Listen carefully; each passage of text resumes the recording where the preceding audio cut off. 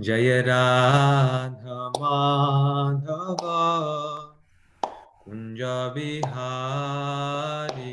Jaya Radha Madhava Kunja Bihari Jai Gopi Janna Vallabha Jaya Girivaradhari Jaya Girivaradhari Jaya Gopi Janna Vallabha Jaya Girivaradhari Jaya Girivaradhari Jaya Yashoda Nandana Jaya Braja Janaranjana Jaya Yashoda Nandana Jaya Braja Janaranjana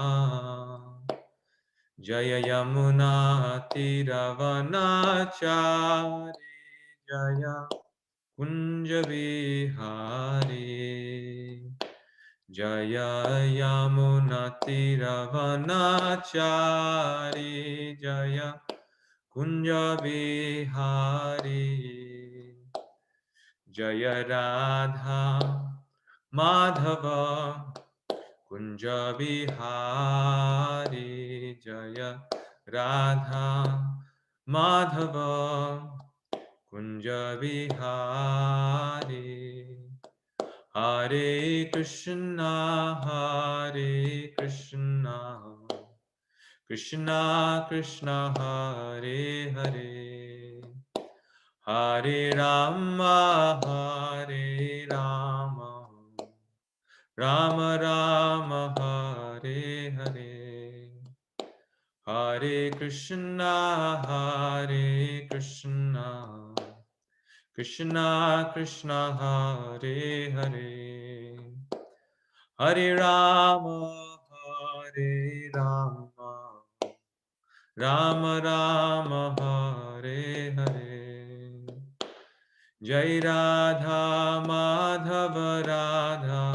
Madhava Radhe Jai Radha Madhava Radha Madhava Radhe Jai Jaya Prabhupada Prabhupada Prabhupada Jai Jaya Prabhupada Nitai Gaura Hari Bol Hari Bol, Hari Bol, Nitai Gaura Hari Bol. Shri Radha Madhav ki jai, Shri Prabhupada ki jai, Gaur Bhakta Vrinda ki jai.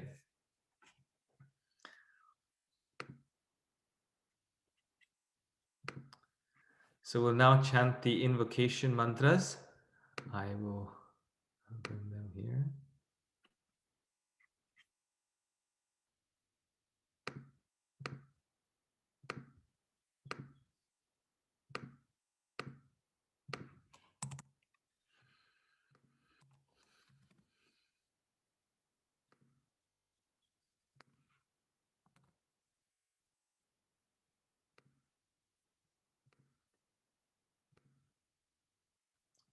Okay, so we can chant these together.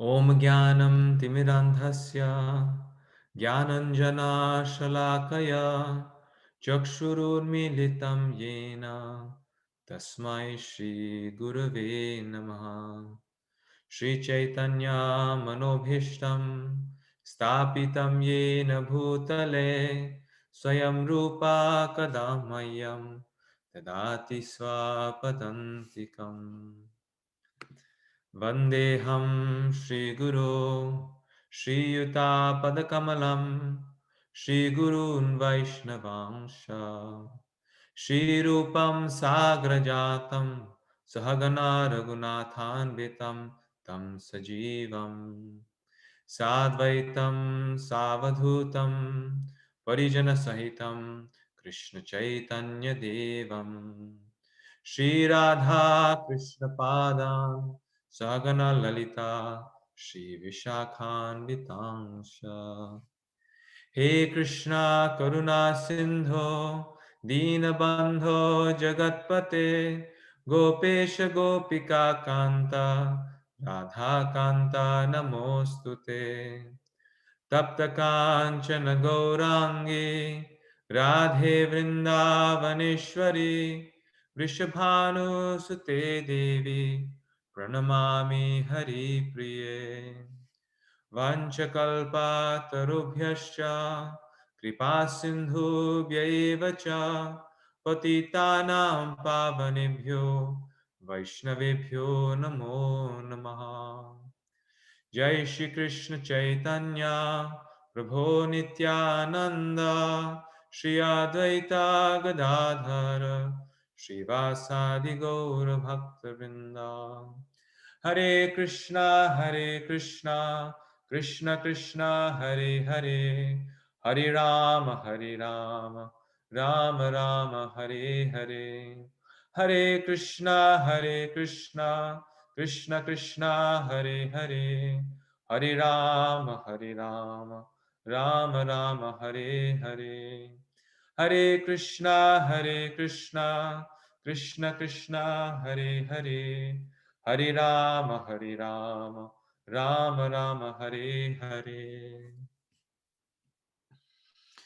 Please repeat after me.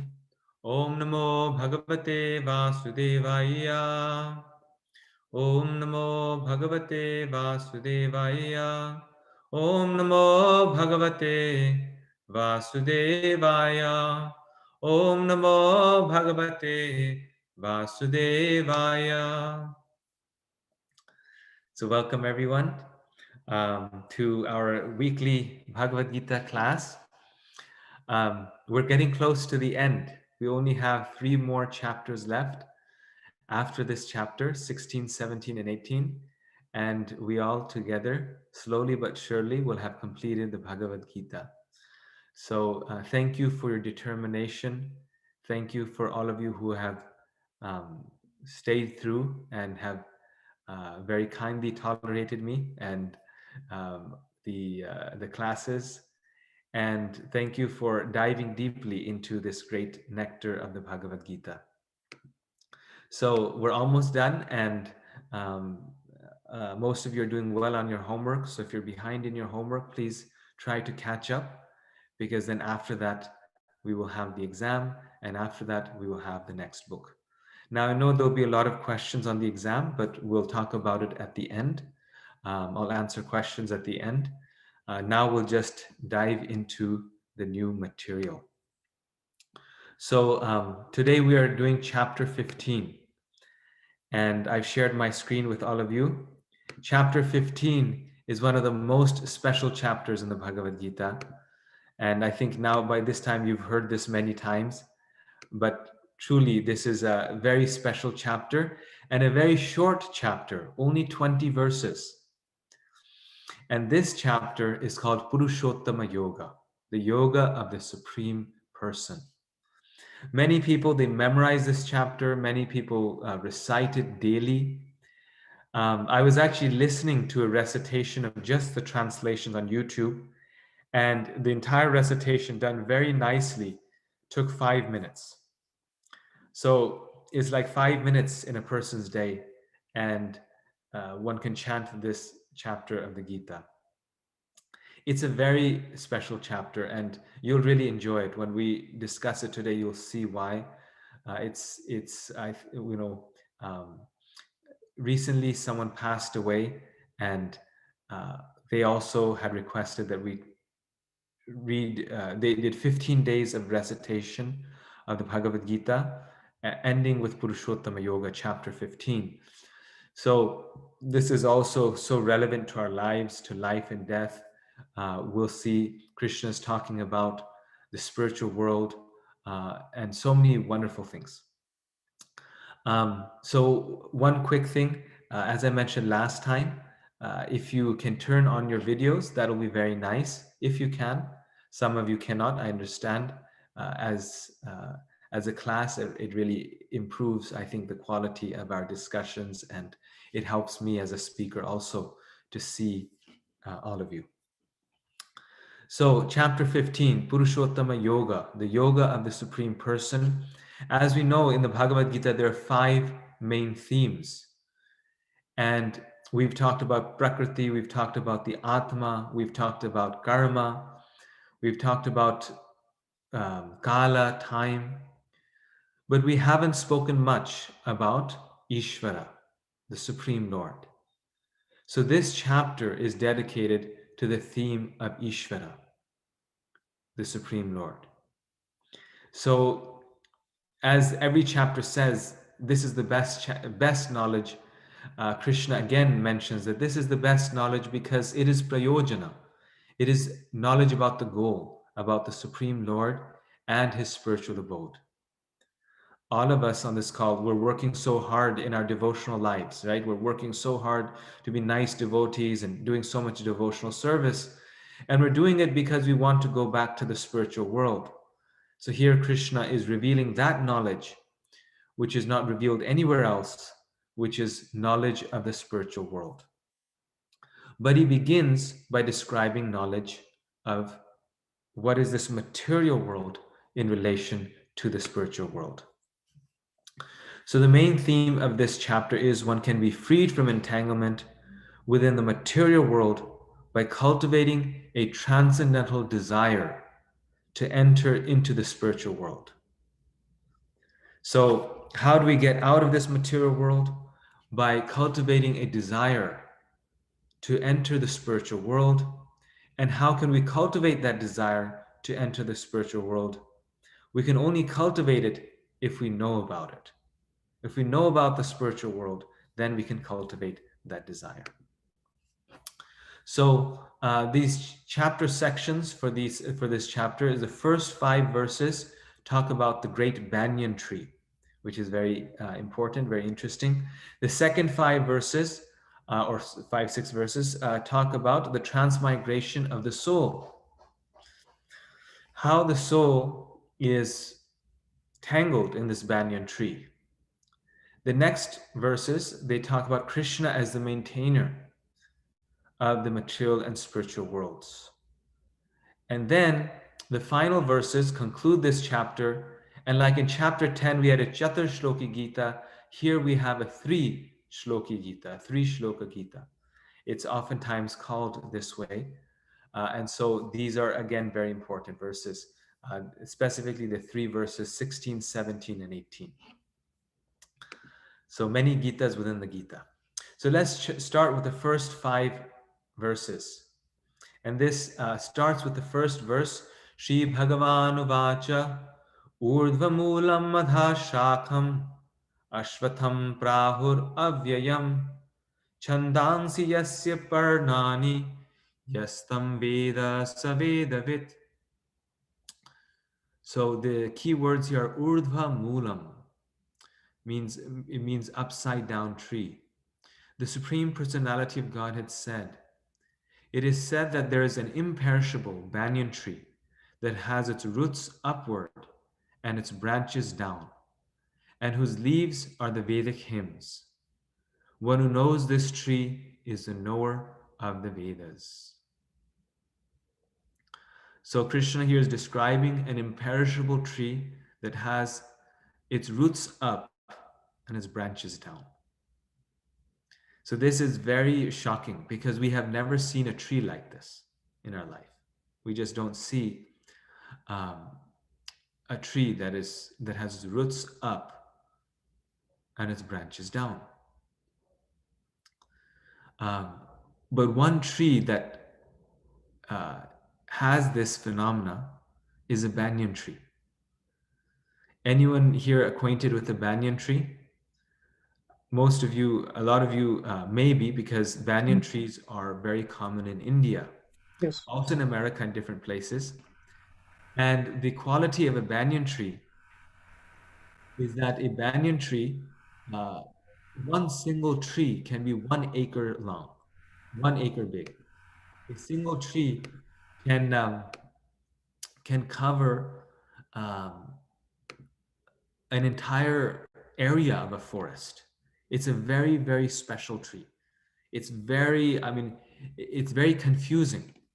Why? Because you can never figure out where the original root is.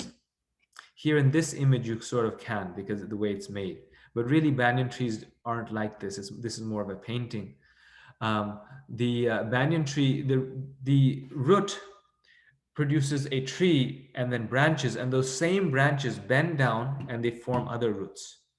And then that branch becomes a root, and then that root again forms branches, and those branches then bend down and they become roots. And like this, one tree can just keep on expanding.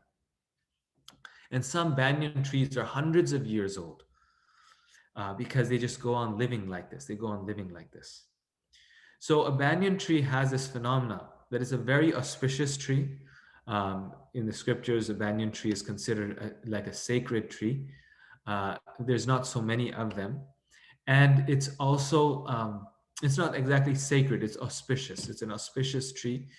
And, um, and also it is very, very elaborate in nature.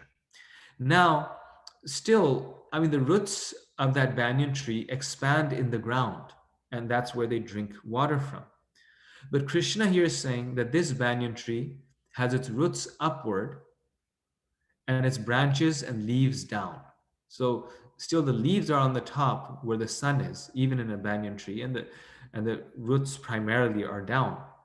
But this tree is the other way around, it is upside down. And the only way, therefore, to make sense of this tree that Krishna is speaking of is that this tree is a reflection tree. Where do we find a tree that has its roots upward and its leaves down? Only in a reflection. And therefore, this tree is the material world. It's talking about the material world. Krishna, where we often talk about in our philosophy, in our discussions, that how this material world is a perverted reflection of the spiritual world. So where does that come from? It comes from the Bhagavad Gita. It comes from chapter 15. Krishna here is making it clear.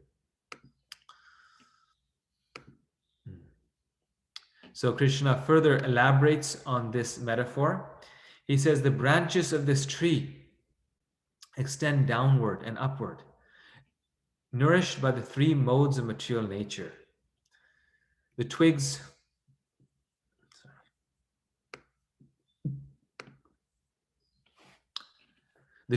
are the objects of the senses. This tree also has roots going down, and these are bound to the fruitive actions of human society.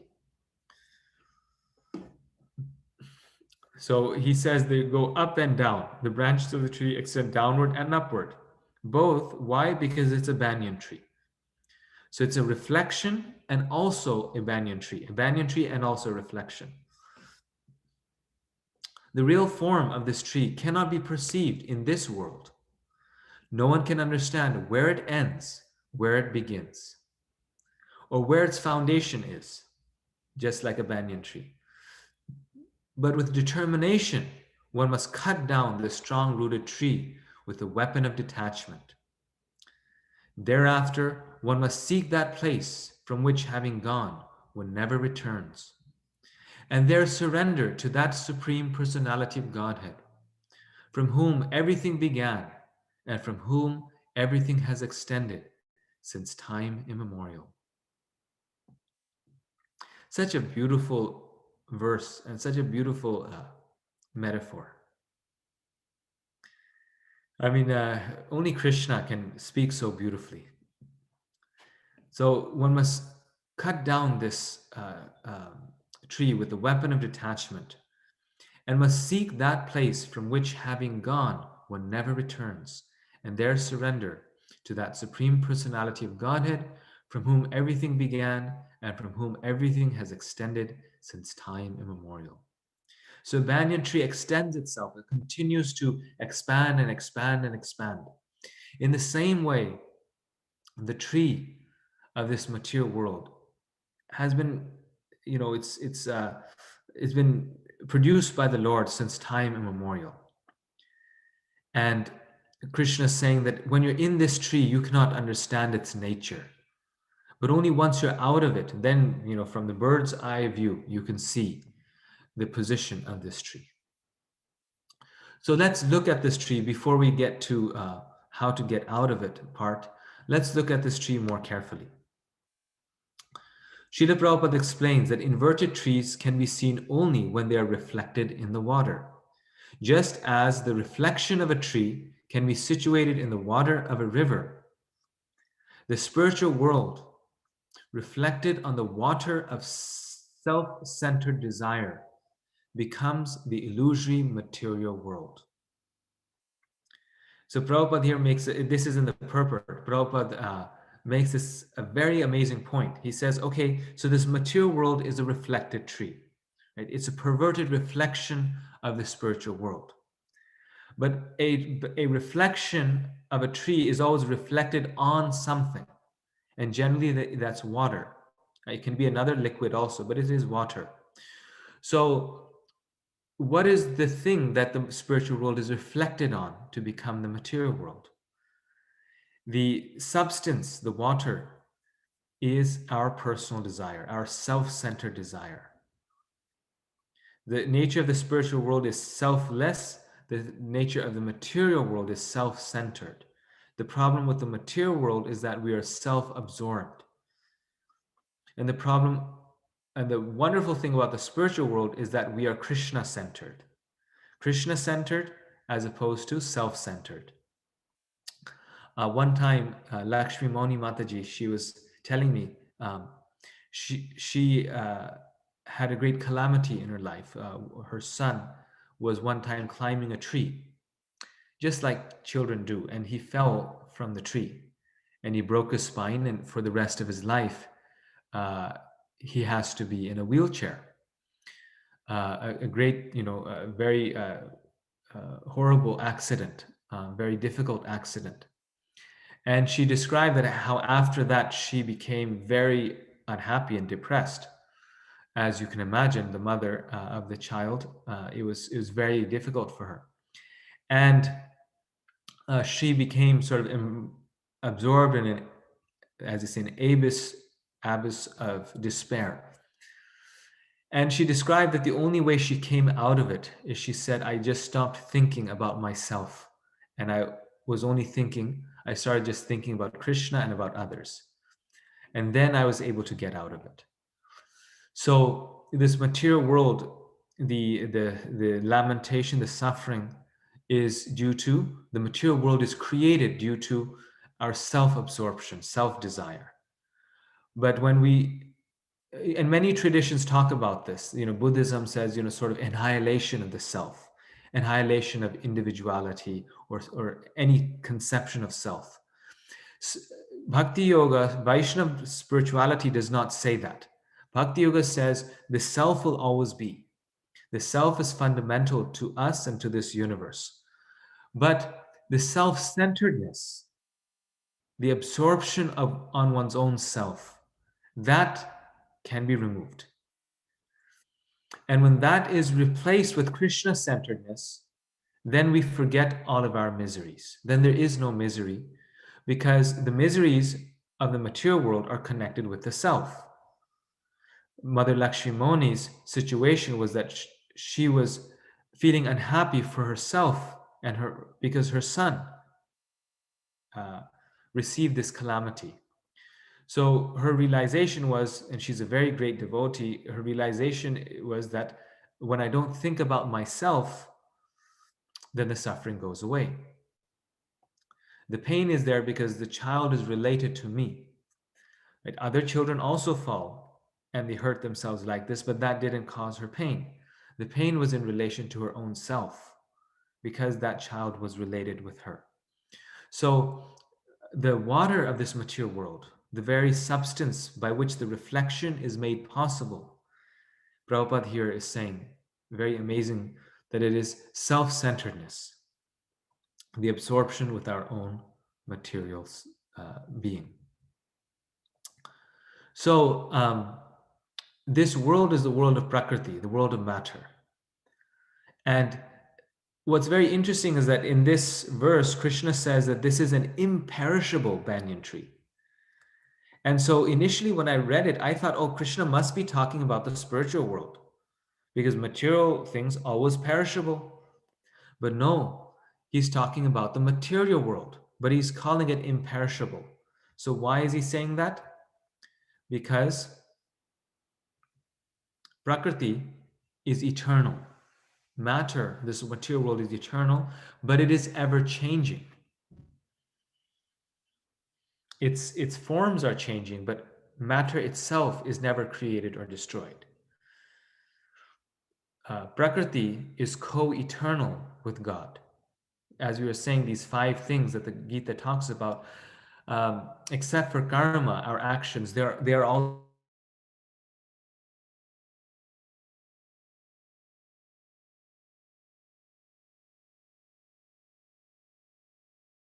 for sure is eternal.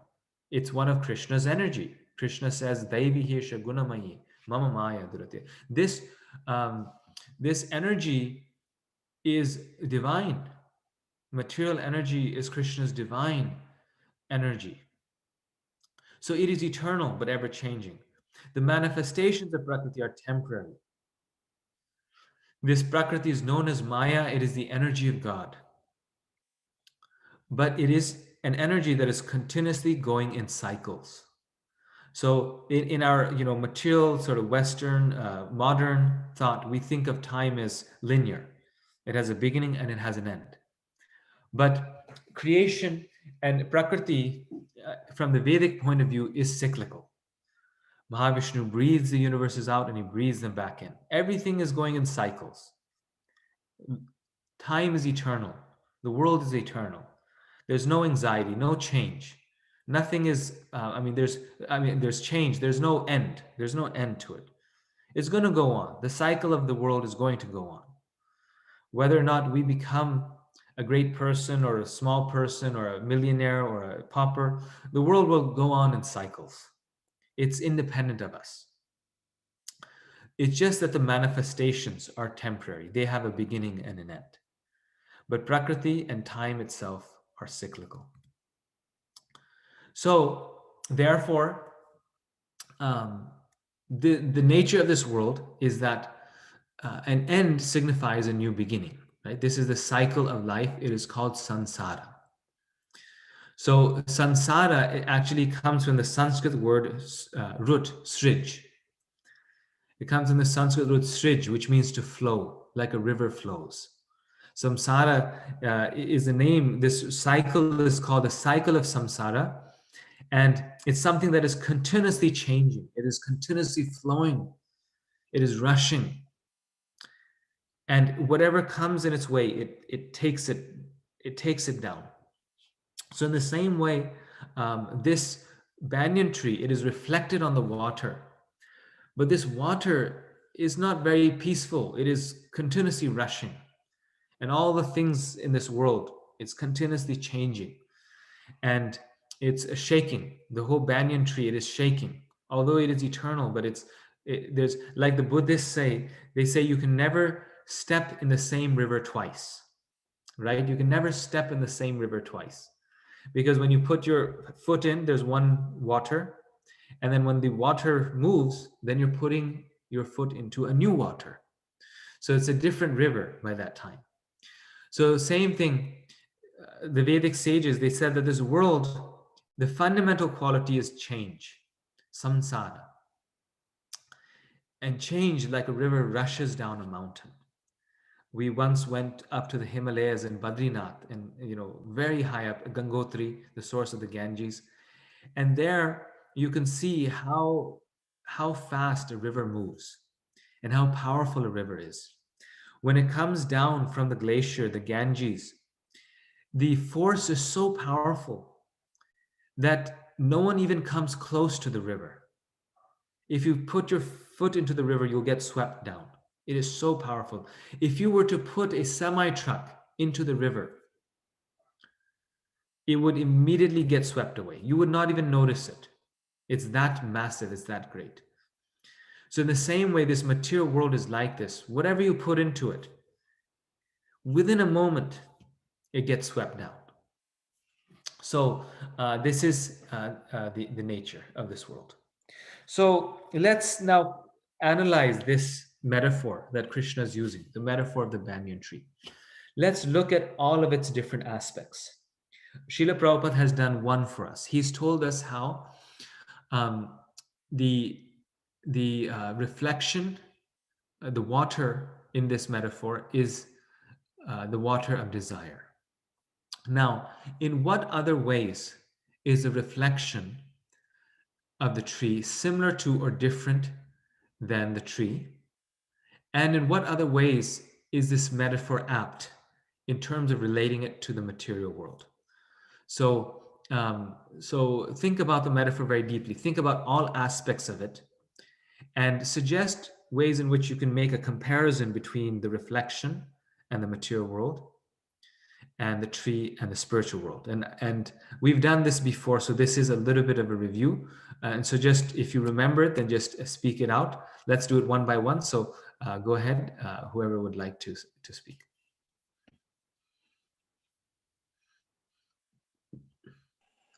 So, Hare Krishna Prabhuji.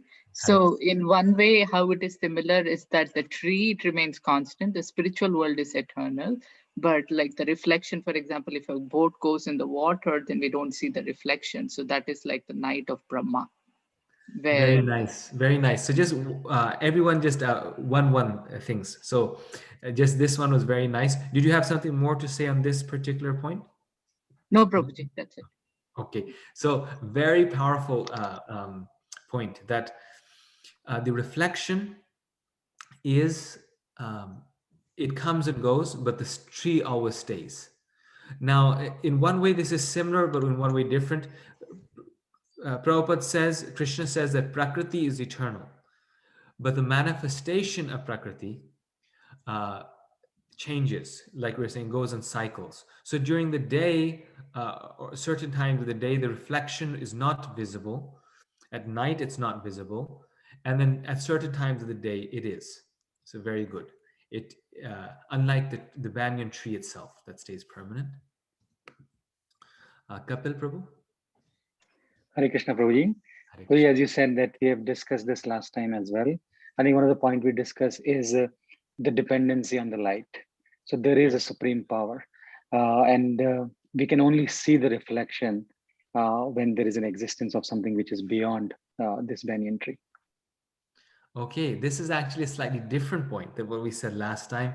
You're saying you can only see the reflection when the sunlight is there, when there's something, so it's dependent on a higher power. Very good. But what else is the reflection dependent on? It depends on the quality of the fluid, like in what it is reflecting. Very good. Very good. So this is yet another thing that it's dependent upon, is dependent on the water that it reflects on. So if Srila Prabhupada says that the water is desire, material desire, the grosser our desires are, the less clear the reflection. So the water, you can think of it as the modes of nature, right? It's composed also the gunas. So if our desires are in the mode of ignorance, the water is very muddy. And so the reflection will be very muddy, very dark. If the water is more in the mode of goodness or passion, then it will be more clear. So the reflection depends upon our consciousness and the modes of nature that are present there. What else is the reflection dependent on?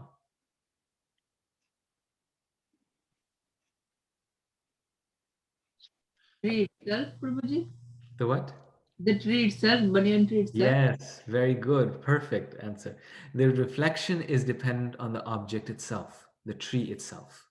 So the reflection by definition is dependent, the object is independent. So here actually we found three things, right? It's dependent on the sun, it's dependent on the object, and it's dependent on the water. Very nice. What other aspect of the metaphor Krishna is using is apt? Gopal Govinda Prabhu? Sorry, Prabhu. Hare Krishna. I think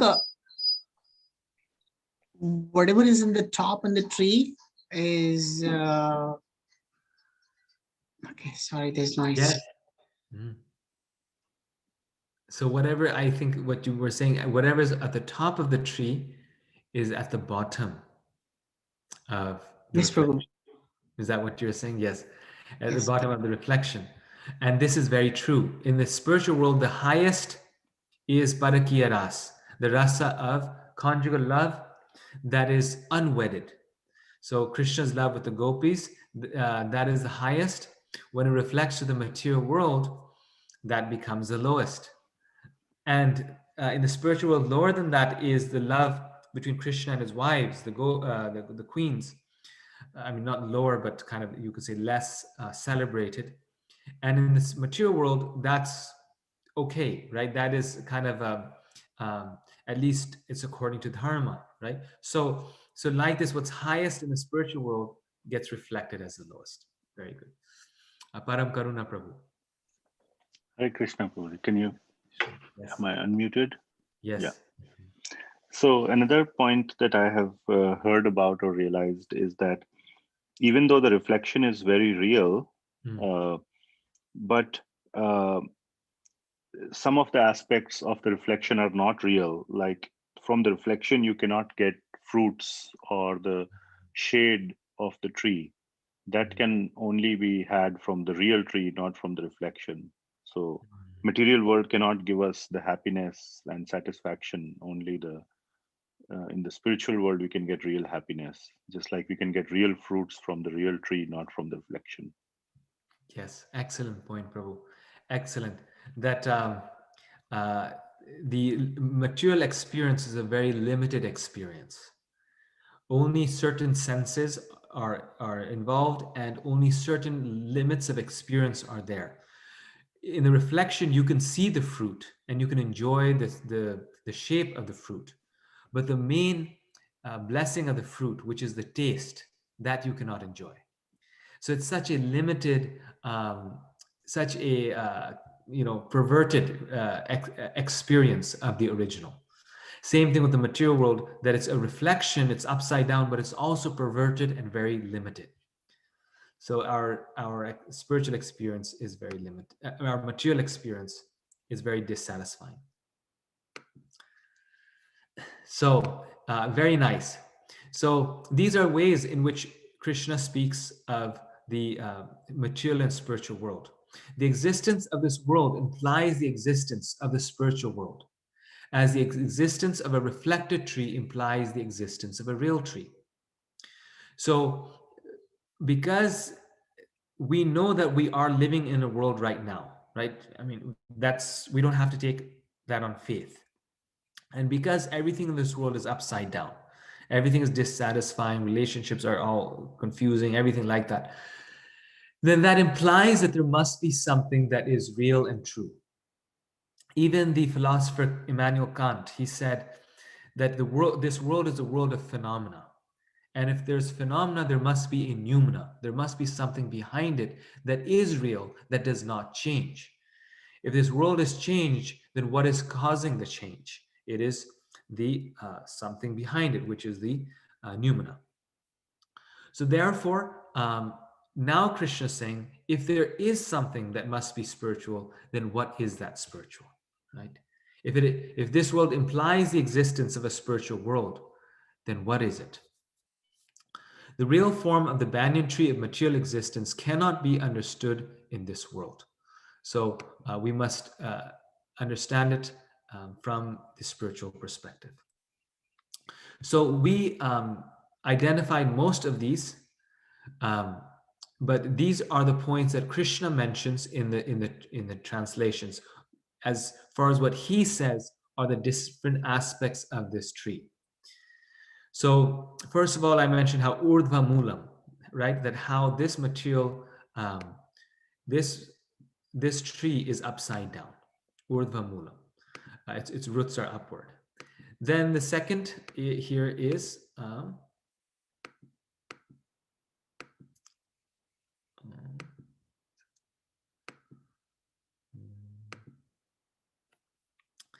that the leaves are the Vedic hymns. Why are the leaves the Vedic hymns? Because the Vedic hymns are teaching us fruitive activities. And so the Vedas keep us in this material world, right? The fruit of activities are what attract people. Oh, I can become Indra, I can become Varuna, I can become a heavenly damsel. So like this, the Vedic hymns are keeping us in this material world. The senses are the tips of the branches. It's through the tips of the branches of this tree that we experience, the rest of the tree. Or the tips of the branches, they produce other roots and other trunks and other branches. In the case of a banyan tree, the twigs are the sense objects. And the fruits of the tree. So someone mentioned, Param Karuna Prabhu, you mentioned the fruits. The fruits are dharma, artha, kama, and moksha. The fruits of the reflected tree are dharma, artha, kama, and moksha. So in terms of the verses, actually, these are the things that Krishna mentions as specific aspects or parts of this tree.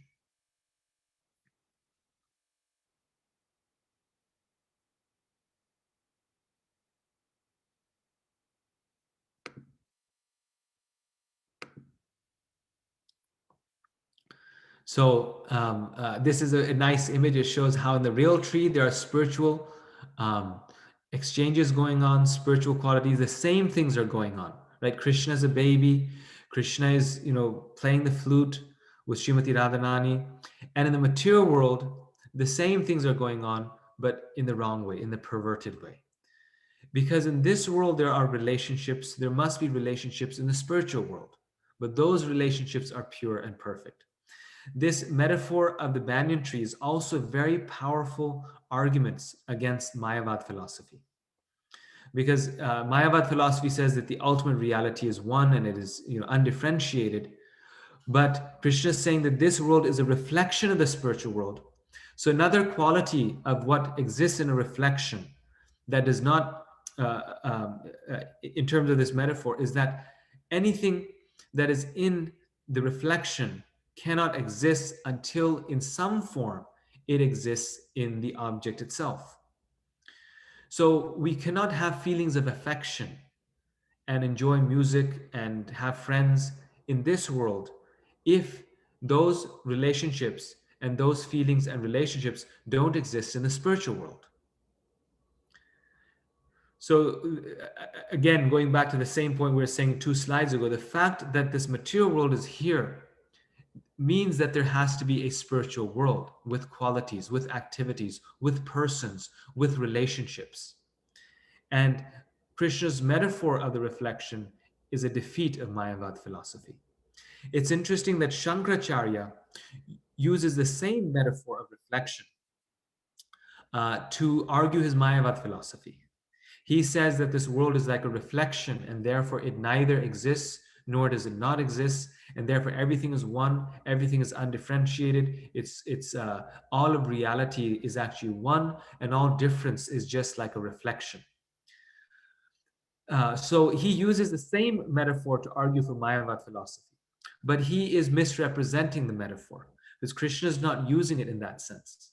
Krishna says that this material world, in fact, is a suggestion or a indication of what exists in the spiritual world. He's using the same metaphor, but for a different reason. And actually, this is a very important principle in philosophy and logic, that many people make a mistake. Shankaracharya is a very good example, but even as devotees, we can make this mistake, that a metaphor is used to illustrate a point. A metaphor should be used to argue a certain point. A metaphor is not sufficient enough to be a point in of itself. Like Shankaracharya, what he does, he starts with a metaphor. He says, think about reflection and a reflected tree. And he says, see, all of material world is like a reflection. It is unreal. It is, it neither exists nor does it not exist. And from that metaphor, he devises his whole philosophy, which at the end doesn't make sense because something either exists or it doesn't exist. You cannot say that it's simply, his philosophy is it neither exists nor does it not exist. What does that mean? It doesn't mean anything. Bhagavad Gita and Krishna, they go the other way around. They say, they make the point, they make the argument, and then they use the reflection to illustrate it. Because why is that important? Because a metaphor breaks down at a certain point. If you use a metaphor to argue a point, then there'll be aspects in the metaphor that even you yourself will not agree with. So we can take this metaphor of the banyan tree so far and we can say, oh, Krishna's actually a tree. Oh, Krishna's actually a trunk. And actually all of us, we aren't human beings. We're actually all plants. No, we know, obviously that's not true. We're not plants, we're human beings. And there's plants in addition to us. So at a certain point, a metaphor breaks down. And so Shankaracharya is sort of misusing that metaphor for the purpose that it was not intended.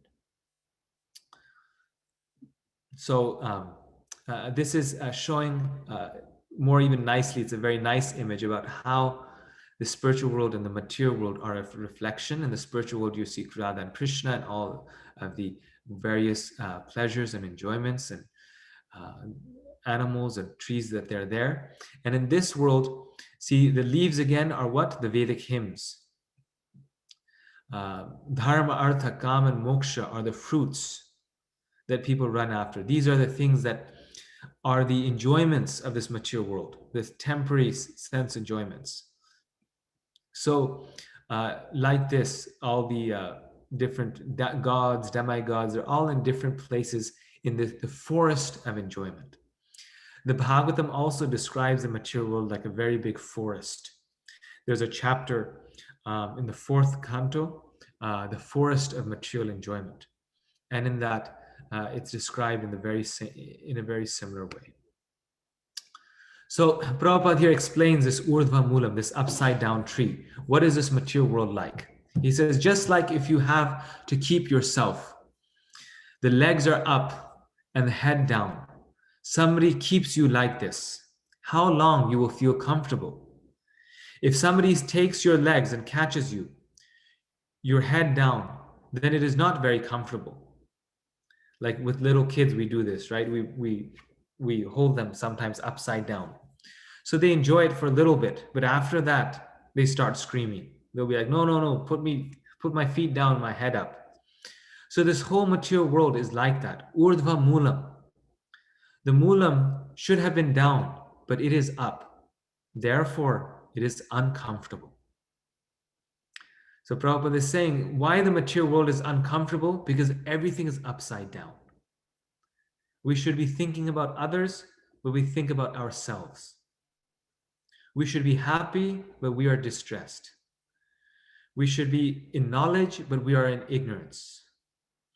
We should have love and loving relationships, but instead there's lust and greed. We should be peaceful, but instead we are agitated. So therefore, this material world is Urdhva Moolam. It is uncomfortable because everything is upside down. And now Prabhupada says something very interesting. He says, another explanation is the perverted reflection. We have got experience. So he's giving another explanation of what this reflection means. We have got experience of Urdhva Moolam. On the bank of a river or the bank of a pond, tree is standing. But the reflection, we find that the same tree has become Urdhva Moolam and Adha Shakam. So by this statement, Krishna says that this is not real. That reflection in the water of the tree, it is not real. Real tree is up. Similarly, real enjoyment, real varieties, everything is in the spiritual world. It is simply reflection. It is not fact. Therefore, our enjoyment here is called Maya, or illusion. So these last two lines are very special. Krishna says, this is not real. That reflection in the water of the tree, it is not real. Real tree is up. Similarly, real enjoyment, real varieties, everything is in the spiritual world. It is simply reflection. This material world is not fact. Therefore, our enjoyment here is called Maya, or illusion. So, Prabhupada is saying that the material world is unreal. This world is unreal, and the spiritual world is real because it has real enjoyment, real substance that world has. So now I just mentioned to you how Shankaracharya used this metaphor to say that the world is unreal, and therefore he misrepresented this metaphor. But here Prabhupada is also saying that the material world is unreal. We also find that in the Bhagavatam, there are a few places in which it says that the material world is unreal. So my first question is, in what sense then is this material world unreal? Clearly, Prabhupada did not agree with Shankaracharya, right? He was against Mayavad philosophy. So why is he calling this world unreal? So, there's many ways to understand this, but if we read very carefully the Bhagavatam and Srila Prabhupada's statements, he is referring to the world as unreal, not in the sense that it is non-existent. It is obviously real. Only something real can be an object of experience. So the fact that we experience the material world means that it is real. It's not possible to experience something that is unreal. The very fact that we talk about it means it's real. So it has to have some reality. But it is unreal in the sense that it is temporary. And it is that sense in which Prabhupada and the Vaishnava scriptures often talk about unreality. It is unreal only in the sense that it is temporary. It is intangible because it is temporary. There's a verse in the Bhagavatam that says that which does not have existence in the beginning and does not have existence, does not exist at the end, in the future, has no existence in the middle either. Why? Because although it is there, it is intangible. It slips from our hand. It is still real, but it does not have reality or existence in the sense the things that eternal things have. And how can we understand this? We can understand this very easily by the metaphor of a dream. A dream is real. This is why people in their sleep, they scream and shout. If it was not real, then why would we scream and shout? It is real. But it is unreal from the perspective of your waking reality. Why? Because it has no permanence. It doesn't stay with you. The next moment it is gone, and what stays with you are your experiences in your waking state. Therefore, we take the waking state to be real and very important, and the dream world to be unreal. Now, put that same experience in perspective with our 100-year life. If we are living for 100 years, from a point of view of 1,000,000 years, our experiences in 100 years are not real. Why? Because the moment the 100 years is over, if we live 100 years, that experience is gone, and therefore it is unreal. So things that are truly real, and this is a common theme throughout Upanishads, Vedanta Sutra, the Vedas, things that are real are things that are permanent. And therefore the sages, they took the soul very seriously, but they didn't take the body so seriously. They don't care so much for the body, but they care for the soul, because the soul is what stays with us. And therefore the soul is real, this material body is temporary and not so important. It doesn't mean the body doesn't exist, but it is unreal. Now, if it is unreal, how can we cut it down?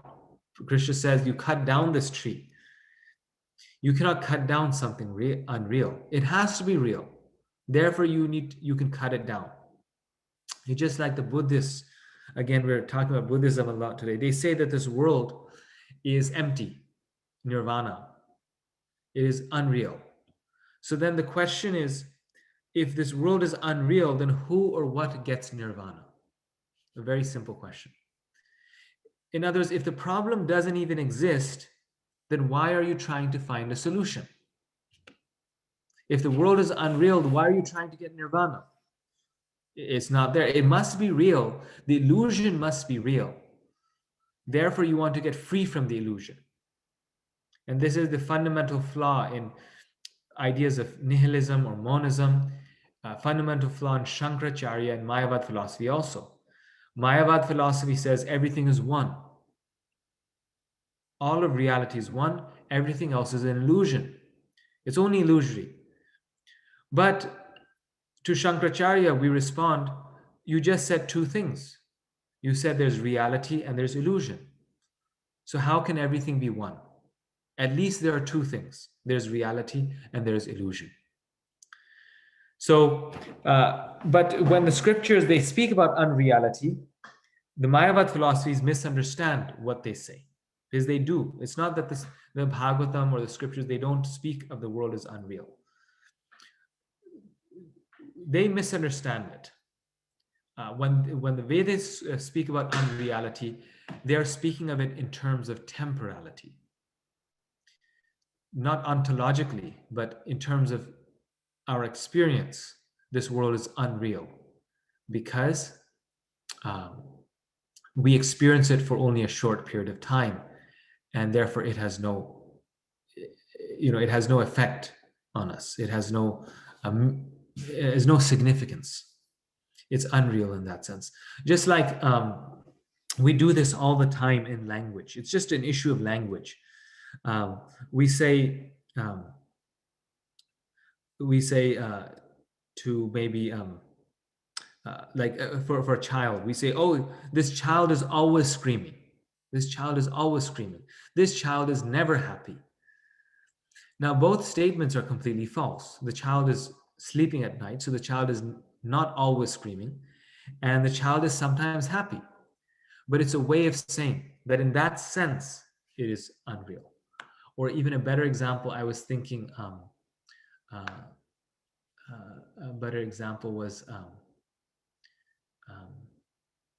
I was just thinking of one and then it slipped my mind.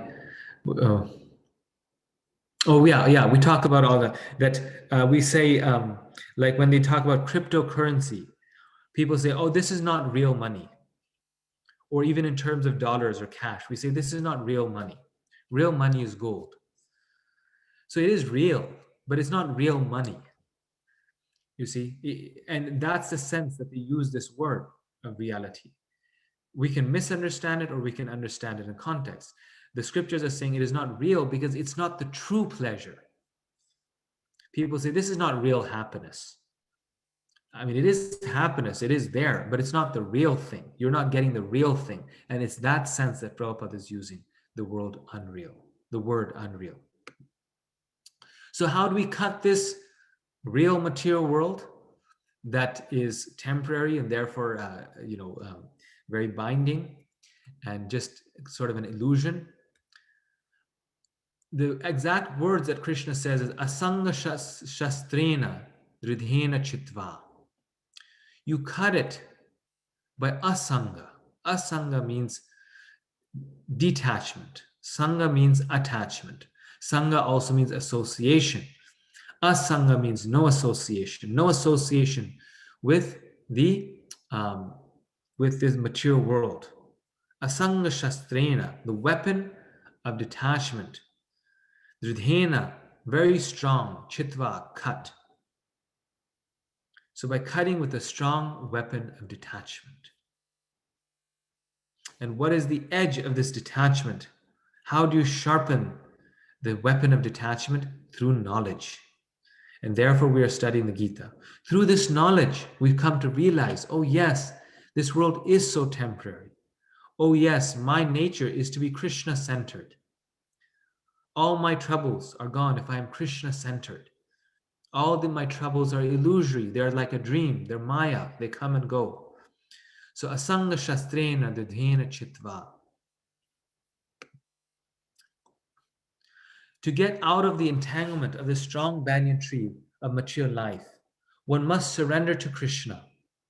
As soon as one surrenders unto Krishna, one becomes detached automatically from this material extension. Prabhupada calls it material extension. This is just an extension of the material, of the spiritual world, and we take it so seriously. And Prabhupada here is saying one breaks these bonds, by surrendering to Krishna. So he's making a very significant point here. He's saying detachment means attachment. When we become attached to Krishna, we become detached from the material world. And being attached to Krishna means surrendering to Krishna. When we surrender to Krishna, then automatically we become detached from this material world. We don't have to leave our family. We don't have to leave our job. We don't have to leave anything. We just have to accept Krishna, and automatically the detachment will come gradually within our hearts. So then Krishna clarifies this point of detachment. He really makes it crystal clear. Nirmana moha jita sangadosha adhyatma nitya viniritta kama dvandvair mukta sukha dukkha sangyair gacchantya mudha padamavyayam tat. Those who are free from false prestige, illusion, and false association, who understand the eternal, who are done with material lust, who are freed from the dualities of happiness and distress, and who, unbewildered, know how to surrender unto the Supreme Person, attain to that eternal kingdom. Such a powerful verse. And again, this verse is describing the qualities of a great person. Again, Krishna, he slipped it in, he always brings these qualities out in the Gita. So amazing how important they must be, that Krishna again and again tells us these are like his secrets. This is the secret out of this network of material life, out of this path, out of this forest. He's telling us the path out, free from false prestige. Free from false prestige. Prabhupada actually purport, he actually says this word so nicely. Not caring for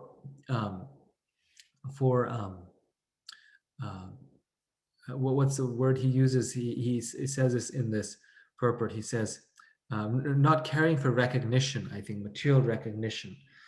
So free from false prestige, wanting to be known as a great devotee, wanting to be famous. This is a big thing that keeps us in this material world. Like, it is actually a real problem. Like, people spend their life trying to become, the greatest philosopher, the greatest poet,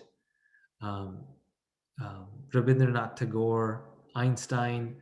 It's a big thing. How can I make a mark in this world? In today's time, it's the how to become the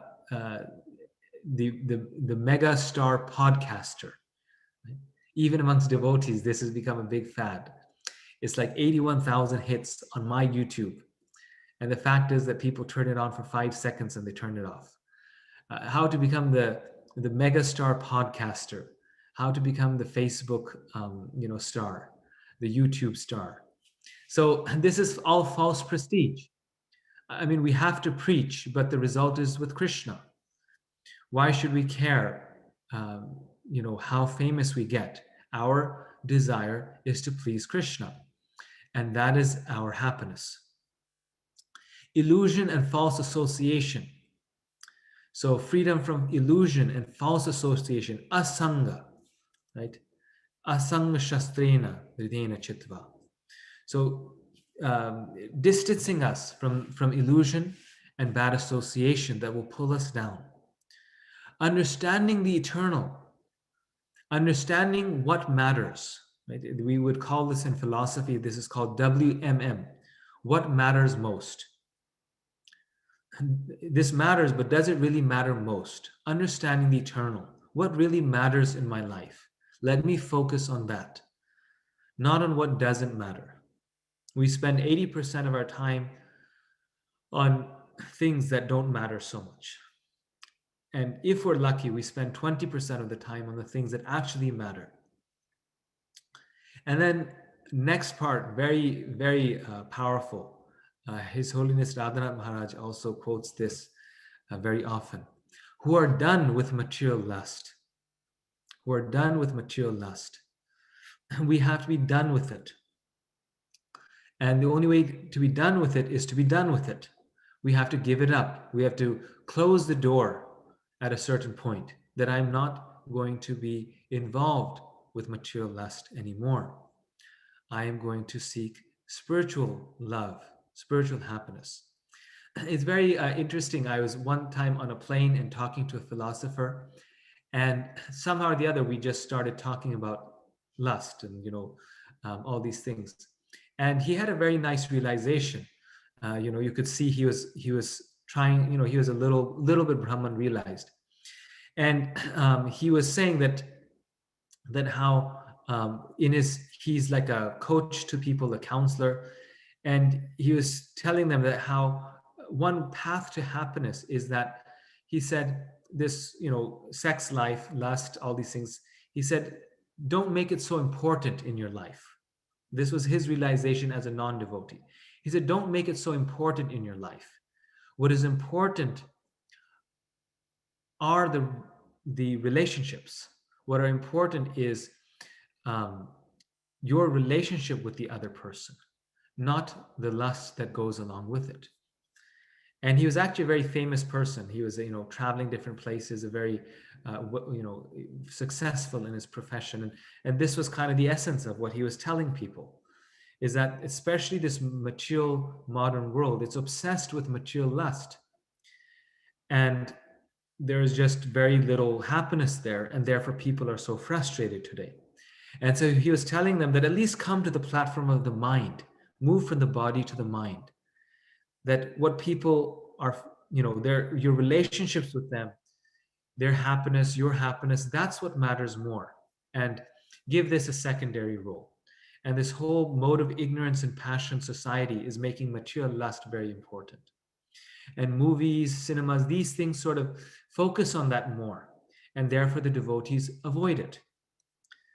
We have to, at a certain point, just turn it off, just get done with it. No more material lust.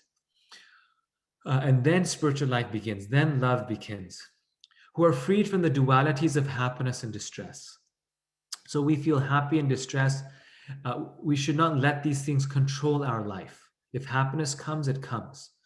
This is why the devotee does not do spiritual life for happiness, because actually the devotee is not affected by happiness or distress. Who are unbewildered. So bewildered means to misidentify things, to accept that which is not. So the devotee is unbewildered, seeing things as they are.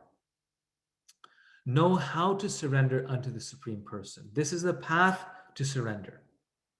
In the last part that I quoted, Prabhupada is saying that the way out is to surrender to Krishna.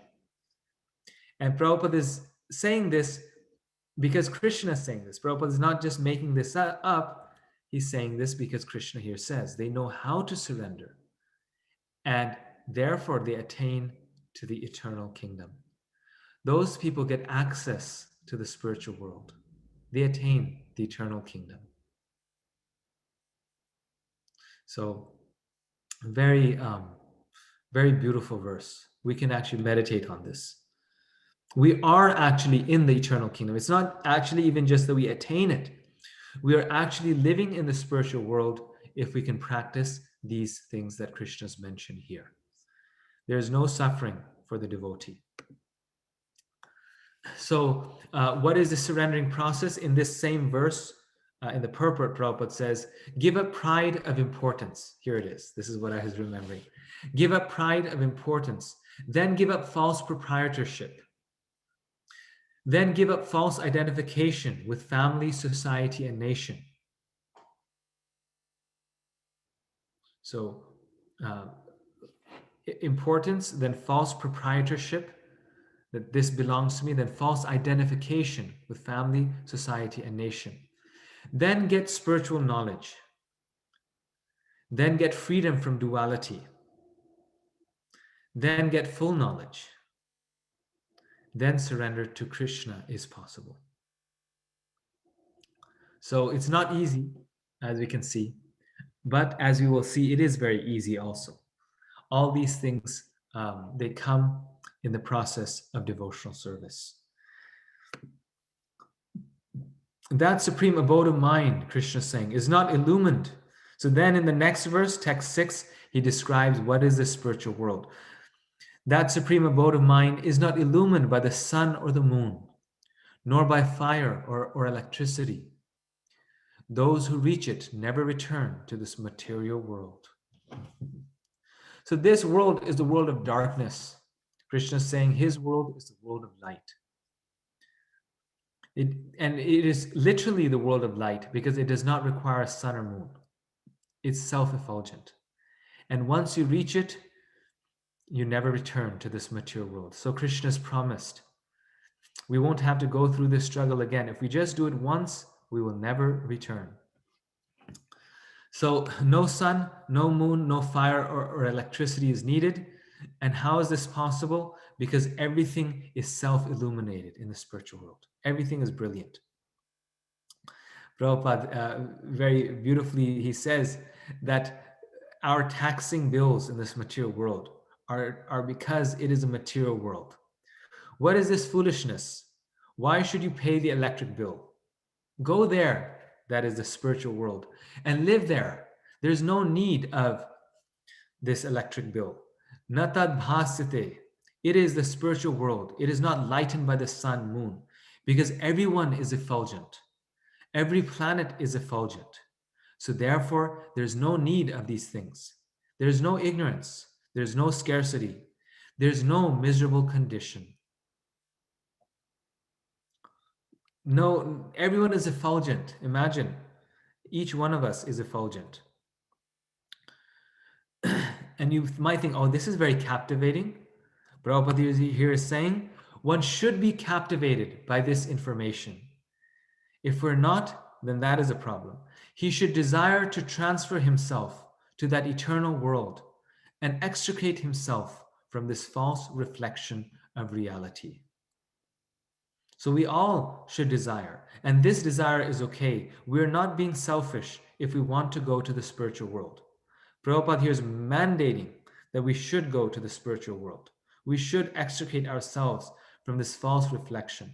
Prahlad Maharaj says, he says how he finds this material world very, very troublesome, very painful, very horrible. Why? Because of two things. He says, because of separation from the beloved. Anyone who we love, we eventually have to be separated from them.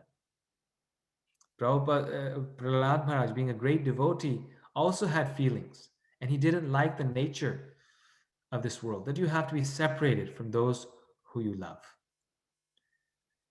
He said, separation from those who we love and temporality, the fact that this material world is temporary. After this description, Krishna describes the fate of one who cannot surrender to him. Such a person must remain on the banyan tree of material existence, jumping from branch to branch in pursuit of sense gratification. This process of jumping from branch to branch is called transmigration.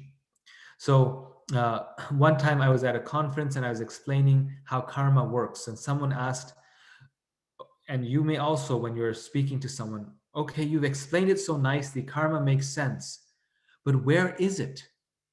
Where is it written in the scriptures? Where, did you just make this up, or where is it written? So in this chapter, Krishna talks about this. So Krishna actually describes here how we get our next body. Our particular body is formed around our mind's desires, our aspirations, and goals in life. So Krishna, in these verses, which I'm going to read, he describes very powerfully that how the very idea, which is the key of this process of transmigration, is that it is our subtle body that manifests or that creates our next body. It's our subtle body that produces our next body. So Krishna tells us that based upon the desires that we cultivate in this life, we get another life. And I don't think I could find images that would illustrate this better than these images here.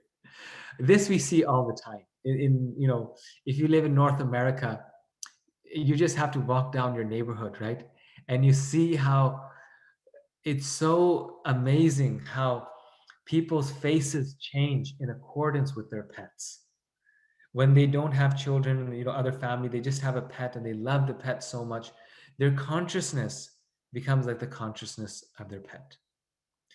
Because whatever our mind is focused on, that's what we become. It is natural. It is so natural. And this image of the tree was just amazing. I mean, you can see this is, we want to be, this is a big thing now in modern society, to be naked, right? And it's celebrated, celebrate your body and be naked. So Krishna says, yes, stand naked for thousands of years. And there's no shortage of time for you to expose your body, right? So this is actually a fact. When I was in Florida, then in Florida, there's the big thing is the beach. I mean, you can literally do nothing else in Florida. If you go to the park, there's snakes there, there's mosquitoes, there's dangerous things there. So the place where people enjoy and what they go to is for the ocean and the beach. And then there's also all these swamps there also, a lot of water is there. And in the ocean and any water, you would see these birds coming. And they're sort of like cranes, like very tall legs. And what are they called? Not cranes. I'm forgetting the name. These birds, very beautiful birds. They have like almost pink feathers or white feathers and very tall, thin legs. They're especially tall because they walk through the swamps. Flamingos? Yes, Flamingos? flamingos. Yes, flamingos. Yes. And when you see the flamingos, it's very hard to not think that they're models, right? The way they walk, their legs like this, they're very tall, and they ruffle their feathers. And people go to the beach and they just wear very little clothes and they expose their body. And you can just see karma in play, that it's like your consciousness is absorbed like this. In your next life, you come back as a flamingo, and you can do this. And then the other thing is that it's a big phenomenon in Florida to be a beach bum. They call it a beach bum, meaning you just sleep on the beach all the time. It's like they sunbathing, right? Sunbathing for hours. It's amazing. For hours, people will go on the beach and they'll just lie there in the ocean. They don't go in the ocean. They just lie on the beach, letting the sun burn their body. And another thing that you can observe there is that the alligators, they look so similar to the sunbathers. They'll just sit on the edge of the swamp for hours on end, soaking in the sun, warming up their bodies, completely like, it's a big retirement area.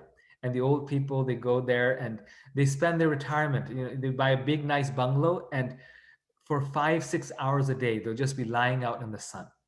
And we would observe this. We had a house there, so the houses around, we were living in a like a community type of a thing. And just everyone around us, for 3 or 4 hours a day, most people retired, they just sit next to their lake, maybe with a fishing pole, maybe, but most of them just sitting there. So the alligators, the flamingos, they're all reincarnated humans. They've developed that consciousness and now they've come back. So the goal of this cycle of reincarnation that Krishna speaks of here, of how the subtle body becomes free. The goal of this is to stop this cycle of reincarnation. The goal of this process is gradually purify our existence. And we'll come to this later on. Prabhupada says, we can only surrender to Krishna when our heart and mind is purified. So we have to purify our existence. We have to develop detachment with the acts of knowledge. But most importantly, we break out of this quagmire, these material bodies that we get through devotional service or devotional action. And um, whatever we cultivate in this life, whatever subtle things we cultivate in this life, that's what we will get in our next life. So if we do devotional actions, if we spend the same time chanting on the beach rather than sleeping on the beach, we will get a spiritual body rather than the body of an alligator or a flamingo. So that is called devotional action. So this is then Krishna describes to us that those who don't go to the spiritual world, they continue to reincarnate in the material world. And then in the next section, text 12 to 15, he describes that if we are in the material world, how can we get out of this entanglement? So it's a very comprehensive chapter, and we're almost actually towards the end. This is mainly descriptive here. He says, one who is entangled within the banyan tree of material existence can develop his Krishna consciousness by appreciating Krishna as the maintainer of the phenomenal world. So Krishna has many verses here describing how he maintains the sun and the moon, how everything in this world is going on because of Krishna's presence. So we can meditate on Krishna's presence as a maintainer in this world. It's very interesting, and I perhaps have mentioned this before, that according to the Vedic scriptures, God is the creator in the sense that God maintains the world. He is continuously creating this world by maintaining it, not in the sense of a creator. Because we said Prakriti is eternal, Krishna is creator in the sense that he's maintaining it. And there's a verse in the Bhagavatam which says this, that it is the glance of the Lord that causes this world to stay. Because of the Lord's glance, this material world exists. If he removes his glance, the material world goes away. But he never does, and therefore the world stays. So the Lord is continuously creating this world. Srila Prabhupada, he writes, one should simply try to understand that the splendor of the sun, the splendor of the moon, and the splendor of electricity or fire are coming from the Supreme Personality of Godhead. In such a conception of life, the beginning of Krishna consciousness lies a great deal of advancement for the conditioned souls in this material world. So therefore, Prabhupada actually said that even the scientific study of Krishna consciousness, studying how Krishna is the source of everything, the maintainer of everything in this material world, is Krishna consciousness. Why? Because it's a great deal of advancement if one can understand that the sun is burning, the moon is cooling because of Krishna. So these are the verses. The splendor of the sun, which dissipates the darkness of this whole world, comes from me. And the splendor of the moon and the splendor of fire are also from me. I enter in each planet, and by my energy they stay in orbit. I become the moon and thereby supply the juice of life to all vegetables.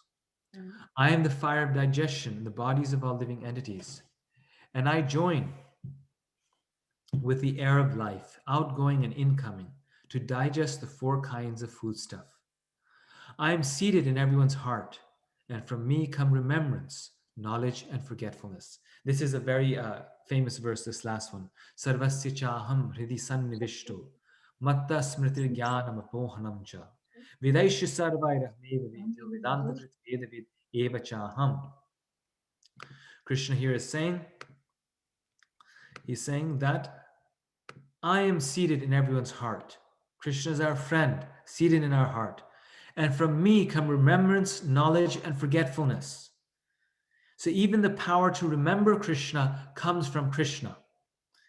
Even the knowledge to get free of the material world and to go to Krishna comes from Krishna. And the forgetfulness, the possibility of forgetting Krishna also comes from Krishna. When we desire to forget Krishna, then Krishna gives us that forgetfulness. When we desire to remember him, Krishna revives our memory. By all the Vedas, I am to be known. Indeed, I am the compiler of Vedanta, and I am the knower of the Vedas. So Krishna here is saying that he's the goal of the Vedas. He is the writer of the Vedas, and he's also the goal of the Vedas. He is the source of knowledge, he is knowledge, and he is the object of knowledge. All knowledge comes from him.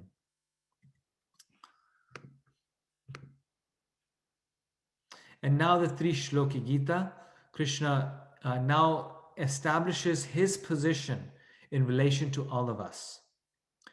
There are two classes of beings, Krishna says, the fallible and the infallible. In the material world, every living entity is fallible. So we have nothing to be proud of, because in this material world, we are not the best of the bunch, right? The whole material world is the world of the fallible. That's why we're here. So we're the fallible. We always will make mistakes. It's okay. We will always make mistakes because we're fallible. And in the spiritual world, every living entity is called infallible. But we all want to be perfect. If we go to the spiritual world, we are infallible. No mistakes. Then Krishna says, besides these two, there is the greatest living entity, the personality, the greatest living personality, the supreme soul, the imperishable Lord himself, who has entered the three worlds and is maintaining them. So greater than the fallible, than the infallible is Krishna, who is also infallible, but he's different because he is maintaining all those who are fallible and infallible. So the metaphor of reflection can also be applied as a metaphor to Krishna and the souls. In one way, we are reflections of the Lord, not in the sense that we are unreal, but in the sense that we are dependent on the Lord. We are just like him, but we are dependent on him, but Krishna is independent. So that is the infallible nature of the Lord. So this is the second verse. Krishna says, I am maintaining all these worlds and all these people because I am transcendental beyond both the fallible and the infallible. And because I am the greatest, I am celebrated both in the world and in the Vedas as that supreme person. Krishna is celebrated as that supreme person who's beyond all these worlds. So then in text 19 and 20, Krishna summarizes the chapter. He concludes and also gives the secret of how to break out of this forest of the banyan tree. Yo evam asammudho janati purushottamam sa sarvavid bhajati mam sarvabhavena bharata. Whoever knows me as the Supreme Personality of Godhead, without doubting, is the knower of everything. He therefore engages himself in full devotional service to me, O son of Bharata. So knowing this, knowing the three Shloki Gita that we said, that how Krishna therefore is transcendental, he's beyond everything, without a doubt, that person is a knower. Whoever knows me as the Supreme Personality of Godhead without doubting is the knower of everything. That person knows everything because that person knows Krishna. And this is the explanation why the jiva is sometimes called omniscient. Even Ramanujacharya says that the liberated jiva is omniscient. Why? Because they know Krishna, therefore they know everything. Everything. If you know Krishna, you know everything. He therefore engages himself in full devotional service to me.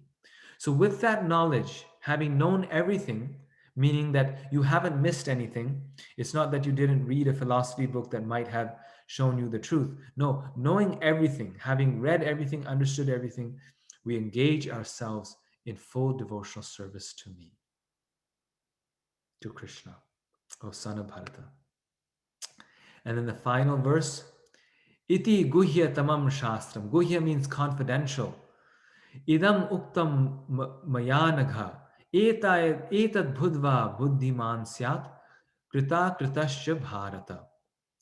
This is the most confidential part of the Vedic scriptures. O sinless one, and it is disclosed now by me. Whoever understands this will become wise, and his endeavors will know perfection.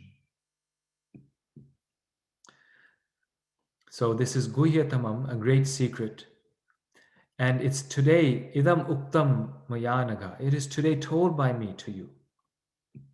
Whoever understands this will become wise, and his endeavors will know perfection. So in the purport, Prabhupada really says very wonderful things on these two verses, both verses.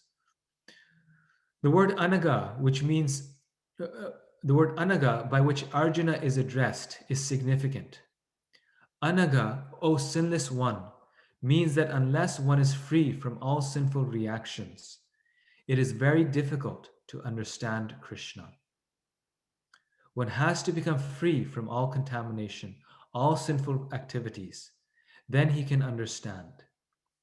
But devotional service is so pure and potent that once one is engaged in devotional service, he automatically comes to the stage of sinlessness.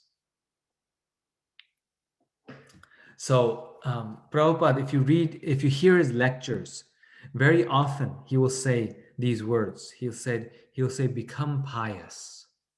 Two very common words, Prabhupada says, become pious. So become pious. Prabhupada is saying we have to become pious, means give up sinful activities, take up spiritual activities. Why?